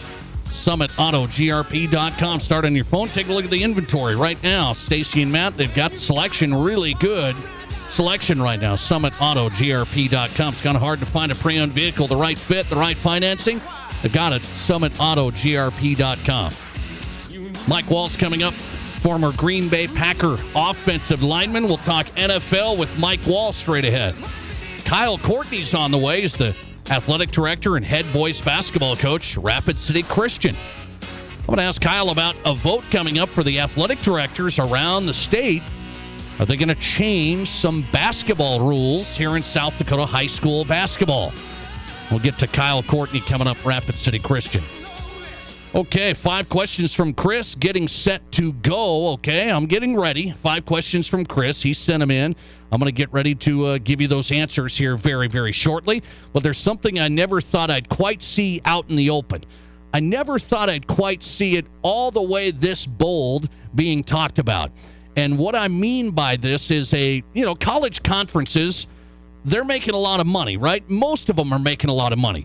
But the deal is this. Some teams are more valuable than others. Some programs are more valuable than others, okay? And here's what the ACC is talking about. They want a better media deal, but they're kind of stuck in one right now, the ACC. They're kind of stuck in their deal with ESPN for quite some time. They're not going to be making as much money off the media rights deals, the ACC, as say, the Big Ten or the SEC. But here's the bold statement today, because they aren't making as much money. The athletic director at Clemson, Graham Neff, he said he views the revenue. He's like, okay, how could we get more money? How could the ACC TV deal's not great like the Big Ten and SEC, so how could Clemson do better on this deal? Graham Neff says this today, athletic director, Clemson. In all candor, we certainly recognize the investment that we've continued to make as an institution in athletics, namely in football, which certainly drives a lot of value that is important from the TV and revenue generation standpoint. And here it is from the AD at Clemson. Is it time revenue distribution within the conference is done differently? I've been very active in conversations within the league to expect and take a leadership role in our desire for that to be a changed circumstance.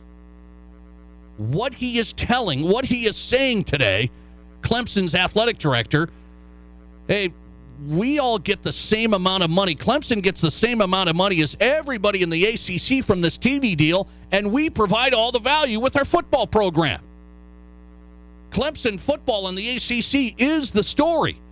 Maybe throw in Florida State if you want. That's kind of part of the deal, because the Florida State athletic director joined the chorus and said something has to change moving forward during a recent Board of Trustees meeting.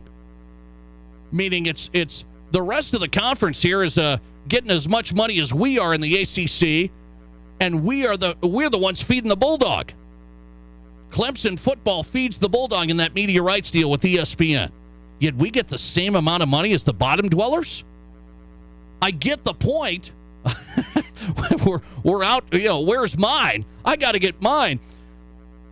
Very surprised to see that a major athletic director, a major university would actually say, we got to get more. And you know why they're saying this, right? Is why I'm bringing this up.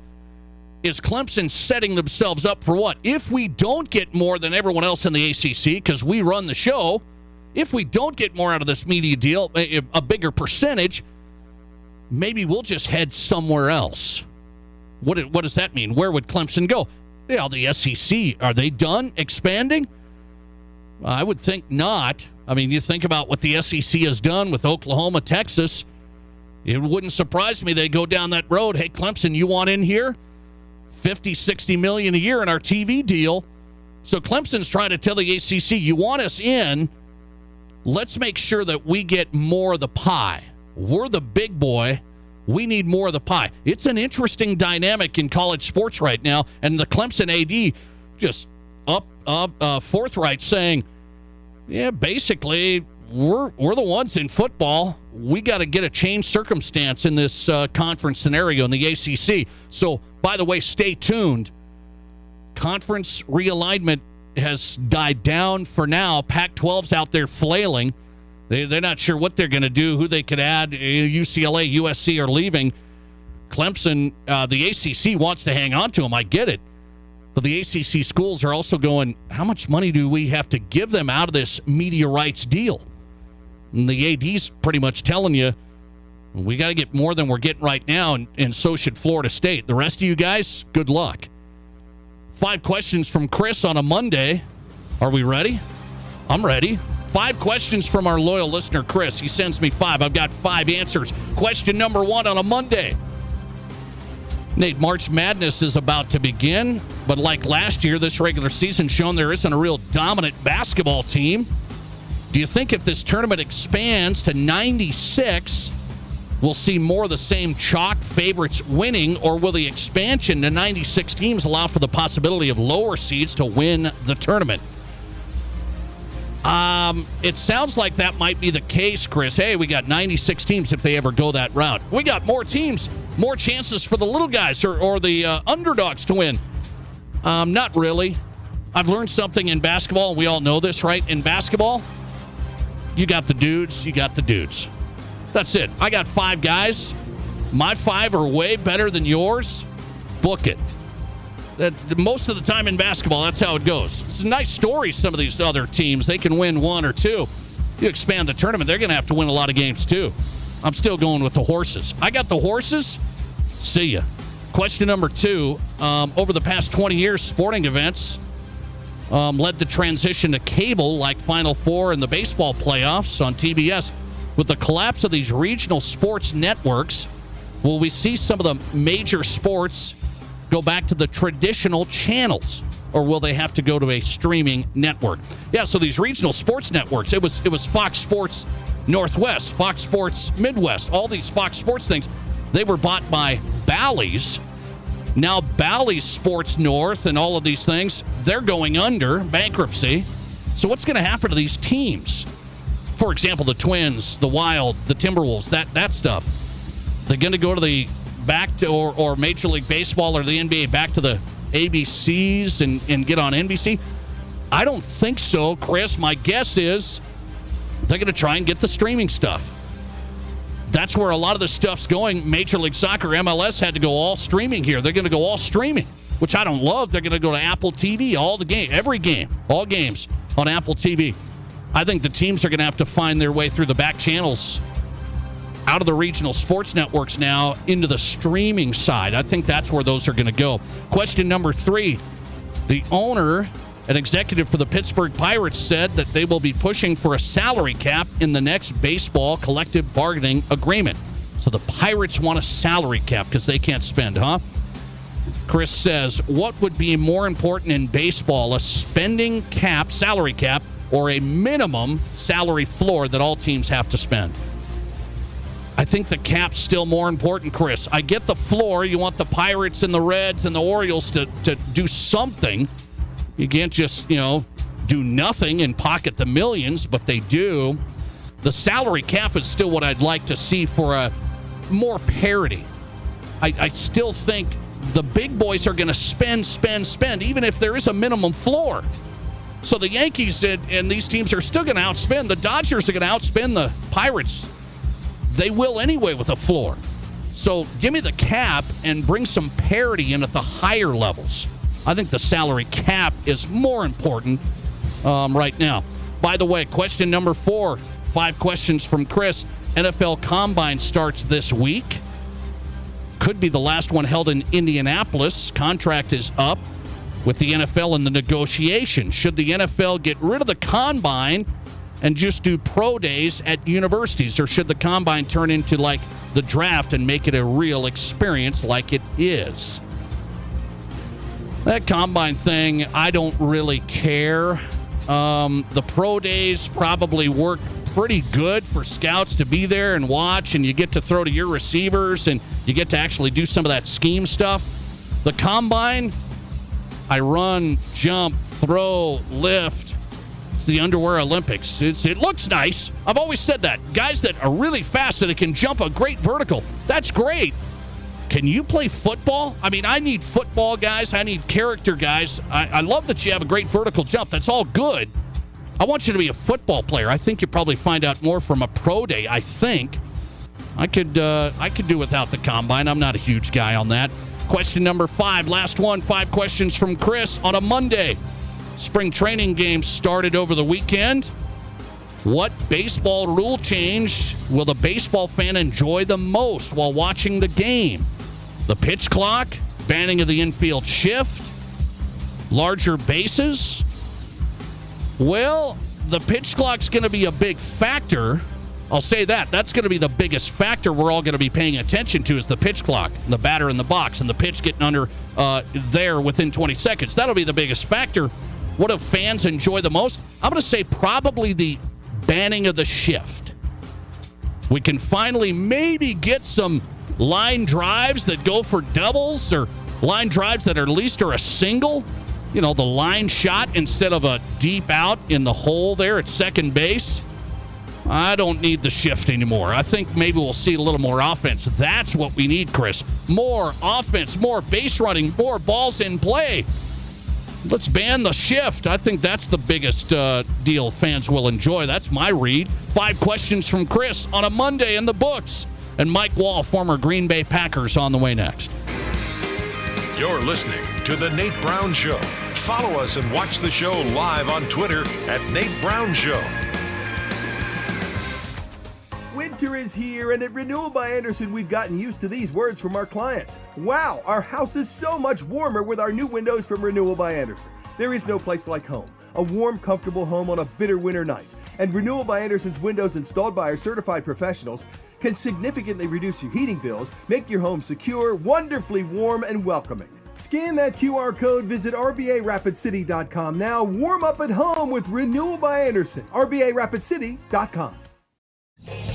Here's your Fox Sports Rapid City forecast. Mainly cloudy skies tonight with a chance for scattered snow showers. Lows dip down to about 23. Southerly winds 8 to 15 miles per hour. Mainly cloudy skies expected again tomorrow. Chance for mixed precipitation. High temperatures reach up to 47. Chance for snow tomorrow night. Lows around 20. Cloudy skies expected. A dusting of snow tomorrow. That's your forecast on the Black Hills Sports Station, Fox Sports Rapid City. Currently, it's 31.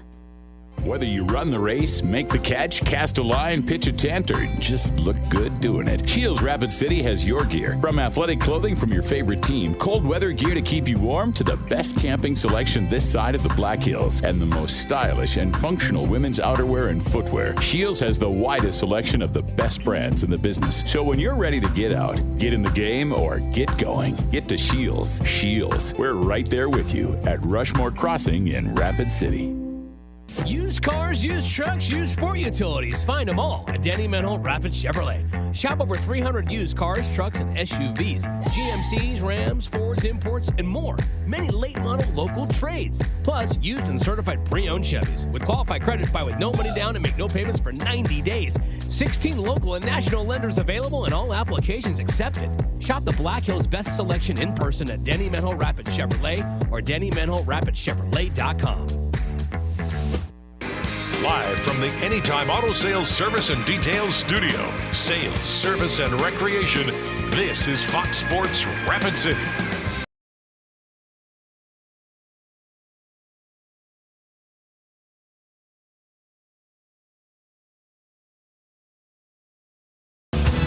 Welcome back in. Your Sports, Your Show. The Nate Brown Show live on Fox Sports Rapid City. Kicking off the work week on a Monday. Kyle Courtney's coming up later this hour. He's the athletic director, head boys basketball coach, Rapid City Christian. I want to ask him about a pretty big thing here. Will the ADs vote for the change of AA schools getting to play Class A schools without a penalty. So that could open up Rapid City Christian playing Rapid City Stevens, Rapid City Central, St. Thomas More playing Stevens Central. No penalty in the PowerPoints, okay? The ADs are going to vote on that. Where does Kyle Courtney stand on that as the head coach there at Rapid City Christian? He's coming up. Hey, Mike Wall's in from the Drive at 5. Process to Perform, On My Block podcast, former Green Bay Packer offensive lineman. Break down the NFL with Mike there on Twitter at MikeWall68. You can find him, follow him. Mike, good to have you back on. How are you? Yeah, I'm doing great. Thanks for having me on. Well, thanks for your time. So you know a lot about football development, the whole thing. So the Combine's starting this week. I want to get your reaction to this. I've always said, and this is just me talking, my brother played D1 college football and the whole thing, got invited to the Combine, that whole thing. But I looked at it and say, what do we find out at the Combine? I can jump high, I can run fast, and lateral movement, all these measurables, they're important, but how important to finding a great football player? Oh, that's a great question. Listen, it depends. It goes from team to team, honestly. Some general managers and personnel guys value, like the Green Bay Packers, for example, really value athleticism and the raw athletic score versus like the rest of the people in your group, how you measure relative athletic score compared to the rest of the people in your position. The problem with the Combine is that now everybody's got a pro day. And so when you go to the the Combine is really for coaches network at the Combine. That's what the Combine is. I mean, here's the big secret. Coaches go to the Combine and look for new jobs, network with each other, etc. There's some, from a player standpoint, you show up and you go through all the medical, so you meet with all the different medical teams, which hasn't been streamlined yet, so you have to go through all 32 teams hypothetically.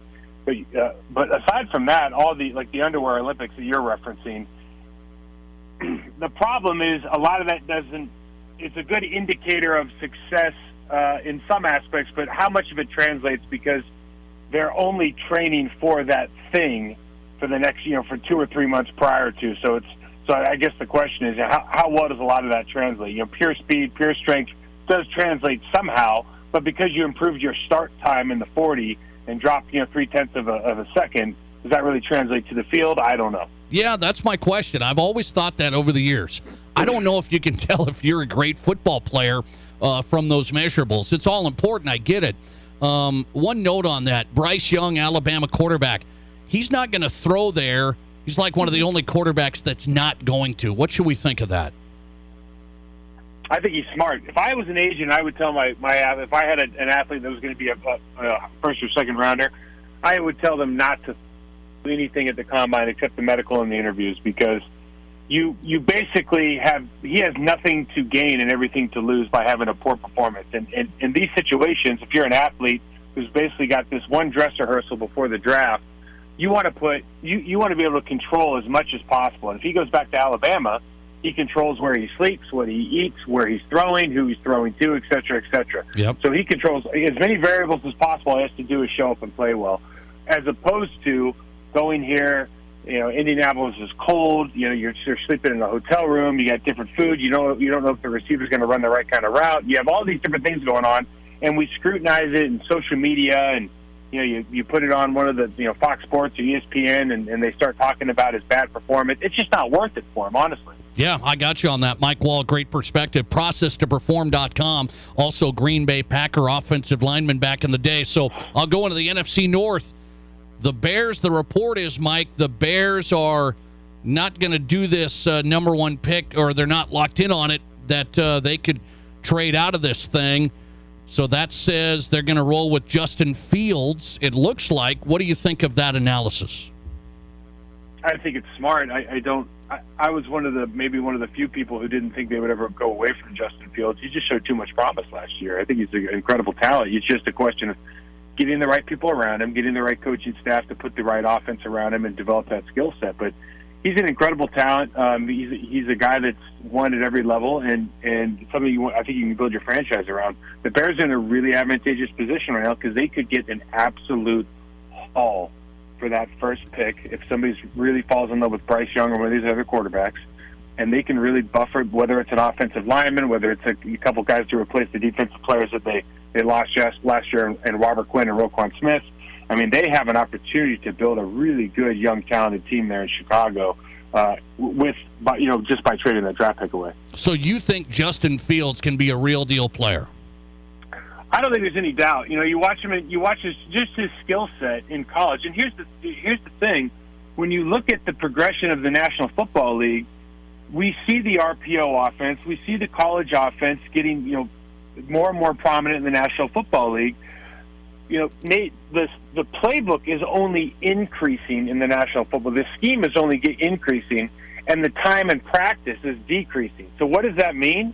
That means that you're going to see more RPO. You're going to see more college football. So guys that excelled in those kind of offenses in college, athletic quarterbacks that can run and pass and make those quick decisions, really, really got a little more simplistic scheme and rely on repetition and athleticism, those guys are going to do really well for the next 10 years in the National Football League, because we can't, like Tom Brady, those kind of players that have to sit in the pocket and read out, they don't get the time and practice to literally get really good at that stuff anymore.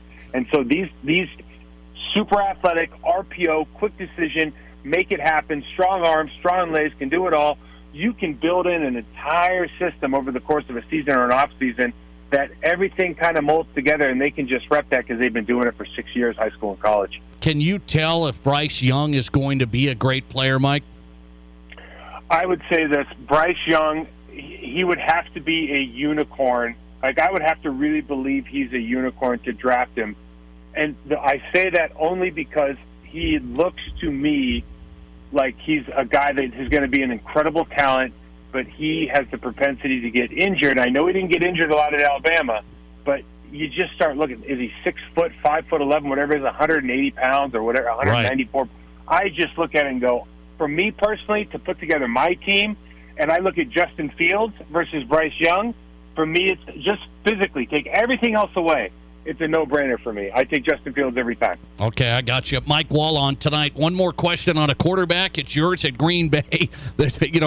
People say, there's so much drama around Aaron Rodgers. I do have to admit, the media does make some of the drama, too. I haven't heard much from Aaron, frankly. So I get the media kind of hypes up, though. What's Aaron doing? What's Aaron doing? It keeps on dragging on.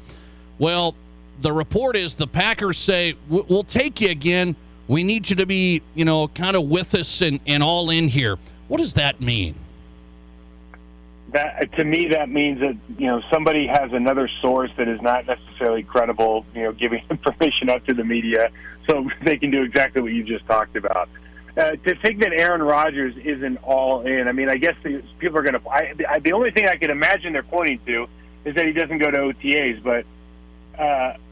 Nate, I'm just speaking from experience. We didn't even have OTAs back in the day. The idea that that's where Aaron Rodgers is getting better or becoming a professional is absurd. So I don't know exactly what that means. I don't even, that's as far as I could go as far as having even a slightest thought about it. I would just say that Aaron Rodgers has always been a consummate professional. He's one of the smartest, guys in the National Football League. He's an accomplished player. He's a first ballot Hall of Famer.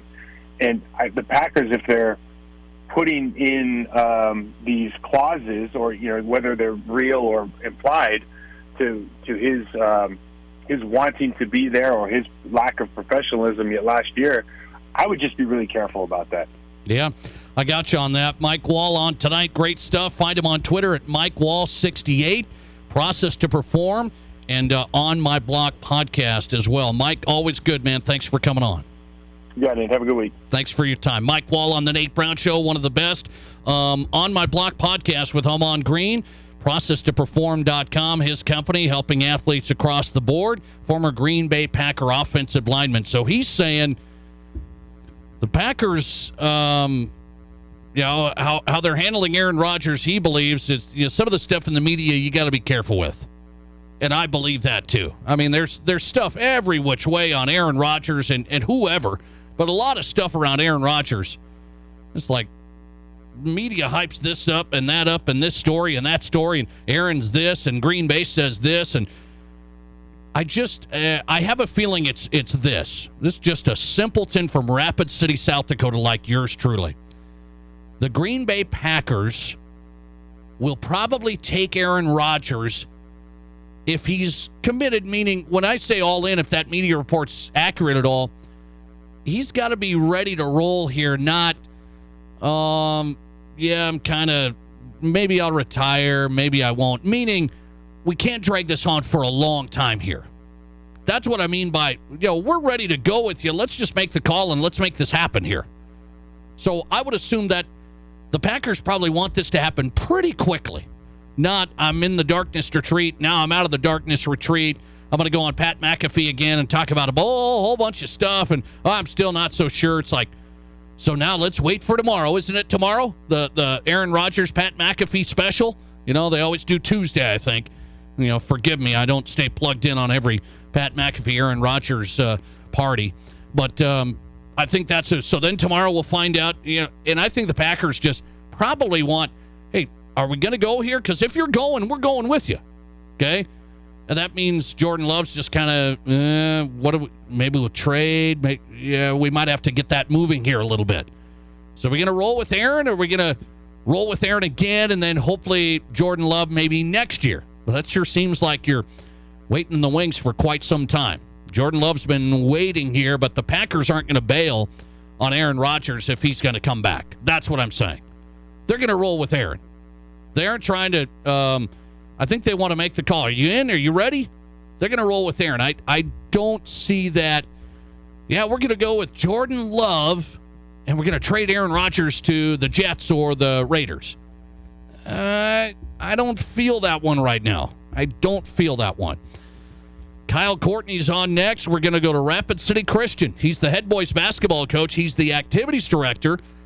What does he think about a possible rule change for Class A teams like his to maybe play Double-A teams and no penalty for the Double-A teams? So will we see a Rapid City basketball classic? Christian, STM, Stevens, Central? Could we see it? Kyle Courtney next. This is the Nate Brown Show. Hi, this is David Brenneman with Coldwell Banker in Rapid City. If you considered selling your current home, let me take you to that next step with confidence. The Black Hills housing market is competitive, and I have been in the business of attracting buyers for 15 years. Let's make it happen. Contact me, David Brenneman, at 415-0044. List it, sell it, and move on. With me, David Brenneman, at 415-0044. From the kennel to the coop, whatever the season, Fleet Farm has everything to keep your animals happy and healthy. From training your pup to sit season, to mastering those retrieval skills season. From clipping your horse for competition season, to keeping the backyard birds well-fed season. And of course, loving your pets like family season. There's a reason people say, if Fleet Farm doesn't have it, you don't need it. Because we have it all. Fleet Farm, built for real life. Cadillac Jack's Gaming Resort is the place to stay and play in Deadwood. Do you want to bet on the game, watch the game, and play your favorite table game? Cadillac Jack's and BetMGM allow you to do it all. From roulette to craps to blackjack with TVs all around, you don't have to miss a second of the game. Plan your stay at Cadillac Jack's for March Madness, because Cadillac Jack's and BetMGM deliver. Get the real Deadwood experience at Cadillac Jack's. Customer service and knowledge. You expect it, and we provide it. As a general insurance agency, Fisher Rounds & Associates has aligned itself with the nation's strongest carrier networks, giving you the highest quality coverage at the best possible price. When it comes to claims or other issues, we handle everything so you don't have to. That's what we mean when we say we're at your service and at your side. Fisher Rounds & Associates, proudly serving South Dakota with offices in Pierre, Mitchell, Rapid City, Sioux Falls, and Watertown. In the past, if you needed auto body repair, you had to get multiple estimates and then try to get your car into a shop for repair. Well, not anymore. In most cases, you can stop by one shop, get your estimate, and schedule your car for a repair. The question now becomes which shop you choose. If you like quality, choose J&J Truck and Auto Body. They have ASE, PPG, and Gold I-CAR certifications that allow them to offer you a nationwide warranty. And they'll work with your insurance company so you're pleased with the outcome. J&J Truck and Auto Body, 1513 East Philadelphia. We all know life's busy, and if you get sick, you can get behind pretty quick. That's where Black Hills Urgent Care comes in. No appointments needed, no long waits, just fast, affordable care to get you feeling better quicker. Black Hills Urgent Care has 2 locations in Rapid City on Haynes Avenue and Mountain View Road. You can simply check in online at bhucare.com. That's with the letter U, bhucare.com. When you need care, see the team at Black Hills Urgent Care, the faster way to get better. Live from the Anytime Auto Sales Service and Details Studio. Sales, service, and recreation. This is Fox Sports Rapid City.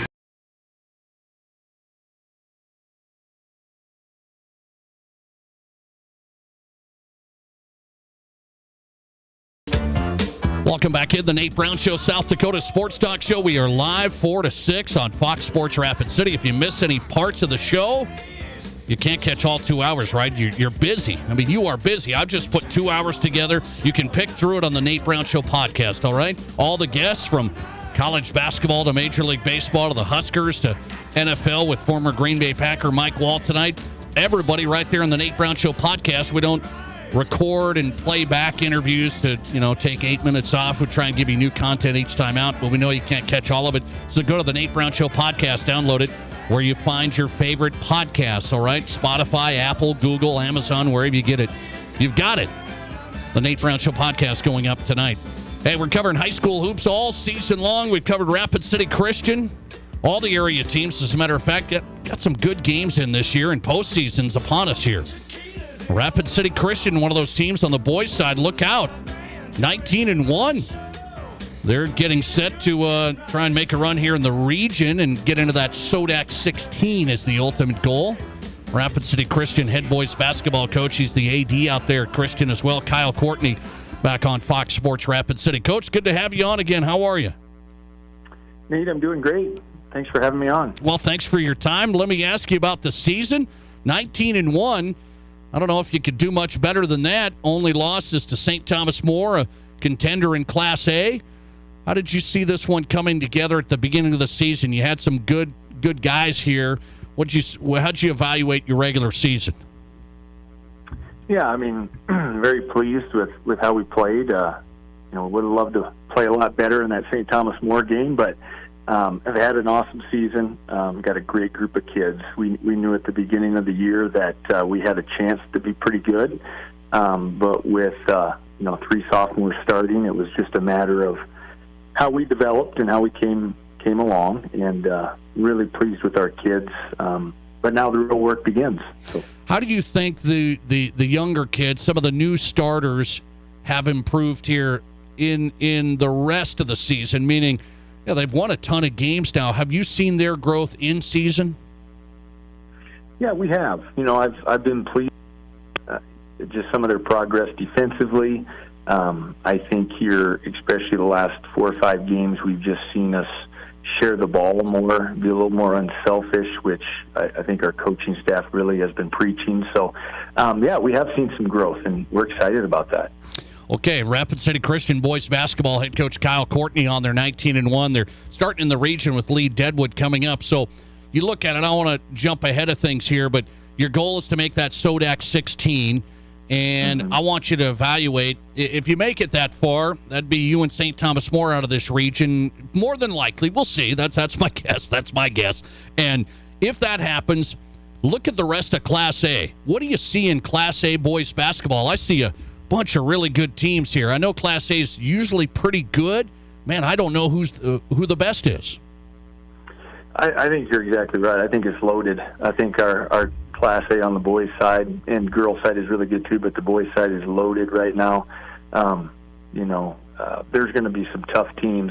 I think there's probably only one region I would say might be a little down, from what I could see record-wise. But, there's some great teams back in that Pac-12 conference. We've got St. Thomas More out here, and really loaded this year. I look at it, some people say, Coach, that's why the Basketball Advisory Committee has talked about, hey, some of these regions, they're loaded up with not just 2 good teams. We got 3 or 4. And now we only get 2 teams in a region into the SODAC 16. So some people want to change the 16 to let's get rid of the regions, go SODAC 32. It's not an official vote that you're going to have to vote on yet, but people are talking about it a lot. What do you say about that? You know, I know it's one of those things that's a discussion item for the advisory committee, and I mean, yeah, you're exactly right. There are some loaded regions back there, but I just think, I mean, when does it end? Then we get 32, and then we want 64. I mean, I just think, you know, the SODAC 16 has been a great thing. I don't think we mess with it anymore. I think one of the potential problems is just with the 32 is the travel, you know, and it's already tough, I think, on a Tuesday night or a Thursday night to travel across the state and get a good crowd. I'm still a proponent for, kind of like the AA do, having the higher seed host at home. Okay, I was going to ask you that, because you're 19-1. You would get a game more than likely if you make it there. Yeah, we would, and we would love that. But I think, you know, we've been, the last 2 years we've been in the SODAC, we've been a lower seed. But I just think, as an AD as well, I look at it from the only bad thing I think about the SODAC, or thing that I think we could improve, is just, I think there's a potential to get better crowds by having, at least you got the home crowd, right? And I think you earn that advantage by having the home crowd. But I think there's times, you know, in volleyball, we've made the SODAC 5 years in a row, but we've had to pay in a decent amount of money because of a profit loss, because of a gate. And so I would love to see just that home court advantage. And I think you earn it throughout the regular season. So I'm with you on that. AA has it. If you're the higher seed, AA gets to host in the SODAC 16 AA, but Class A does not go that route. We'll see if that makes its way down to a change. Speaking of changes, Coach, I want you to get your take. You're going to be able to vote on this. The ADs are going to vote on this. A change of AA teams being able to play Class A and B teams, if they so choose, at maybe up to 2 times without penalty. No penalty in the power points, seed points. So would you want to see that? So, hey, it's Rapid City Christian, St. Thomas More, you 2 A teams here in town. You could play Stevens and Central maybe. Yeah, I would definitely vote for that. I think I think it'd be a good thing. I think especially out here West River, you know, for our AAs too, I think they would be more open to play and lose points. I know we play, you know, Sturgis and Douglas and Spearfish already in the conference, but yeah, we want to get better. So we want to play good competition, and we'd love to play some AAs.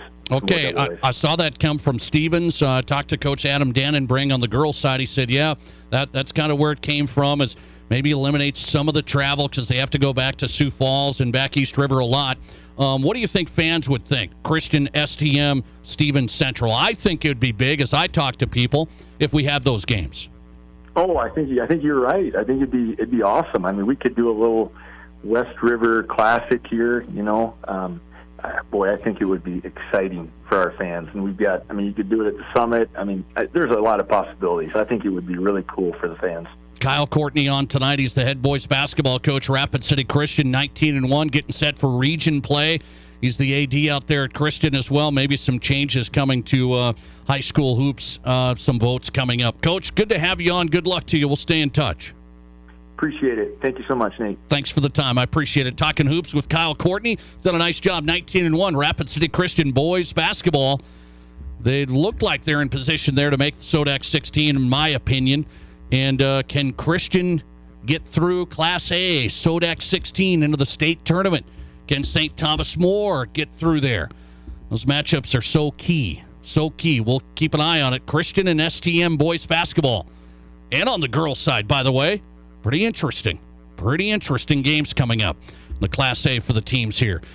Who's hot and who's not? We come back with it on the Nate Brown Show. There's an NFL team that has 90% of their players multi-sport in high school.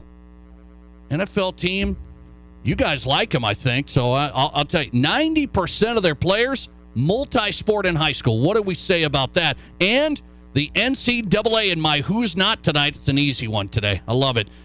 They make their first ruling on a name, image, and likeness violation. This is a big violation, and the NCAA makes their first punishment. Next. Did you miss an interview or great segment on The Nate Brown Show? Just find The Nate Brown Show podcast and listen wherever you download your podcasts.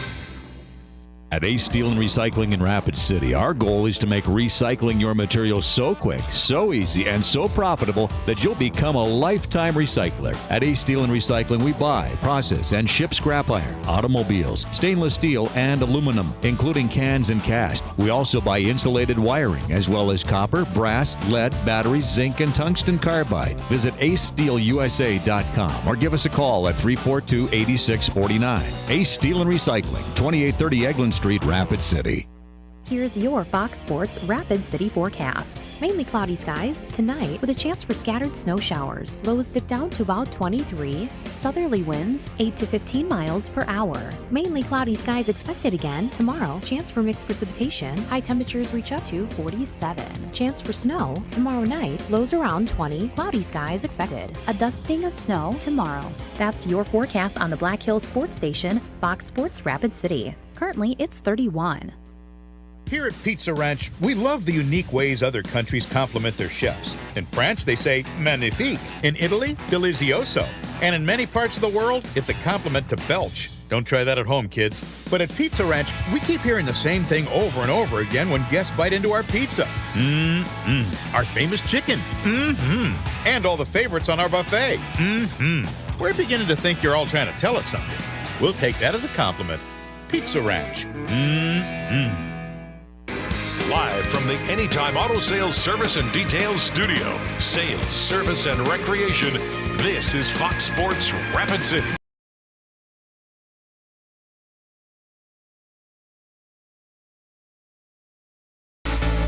All right, rolling on a Monday. Fun show. Thanks for listening. I appreciate that. Matt Kearney in studio producing the Nate Brown Show on Fox Sports Rapid City. Good start to the week. Catch the podcast that'll be going up tonight. Good show tonight. Great guests across the board. Who's hot and who's not?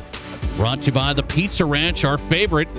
My family's there right now. So I have to tell you the truth. They're there right now eating Pizza Ranch, and I'm here. What's going on? I'm going to bring home some of that fried chicken from Pizza Ranch tonight. Don't worry about me. I'm fine.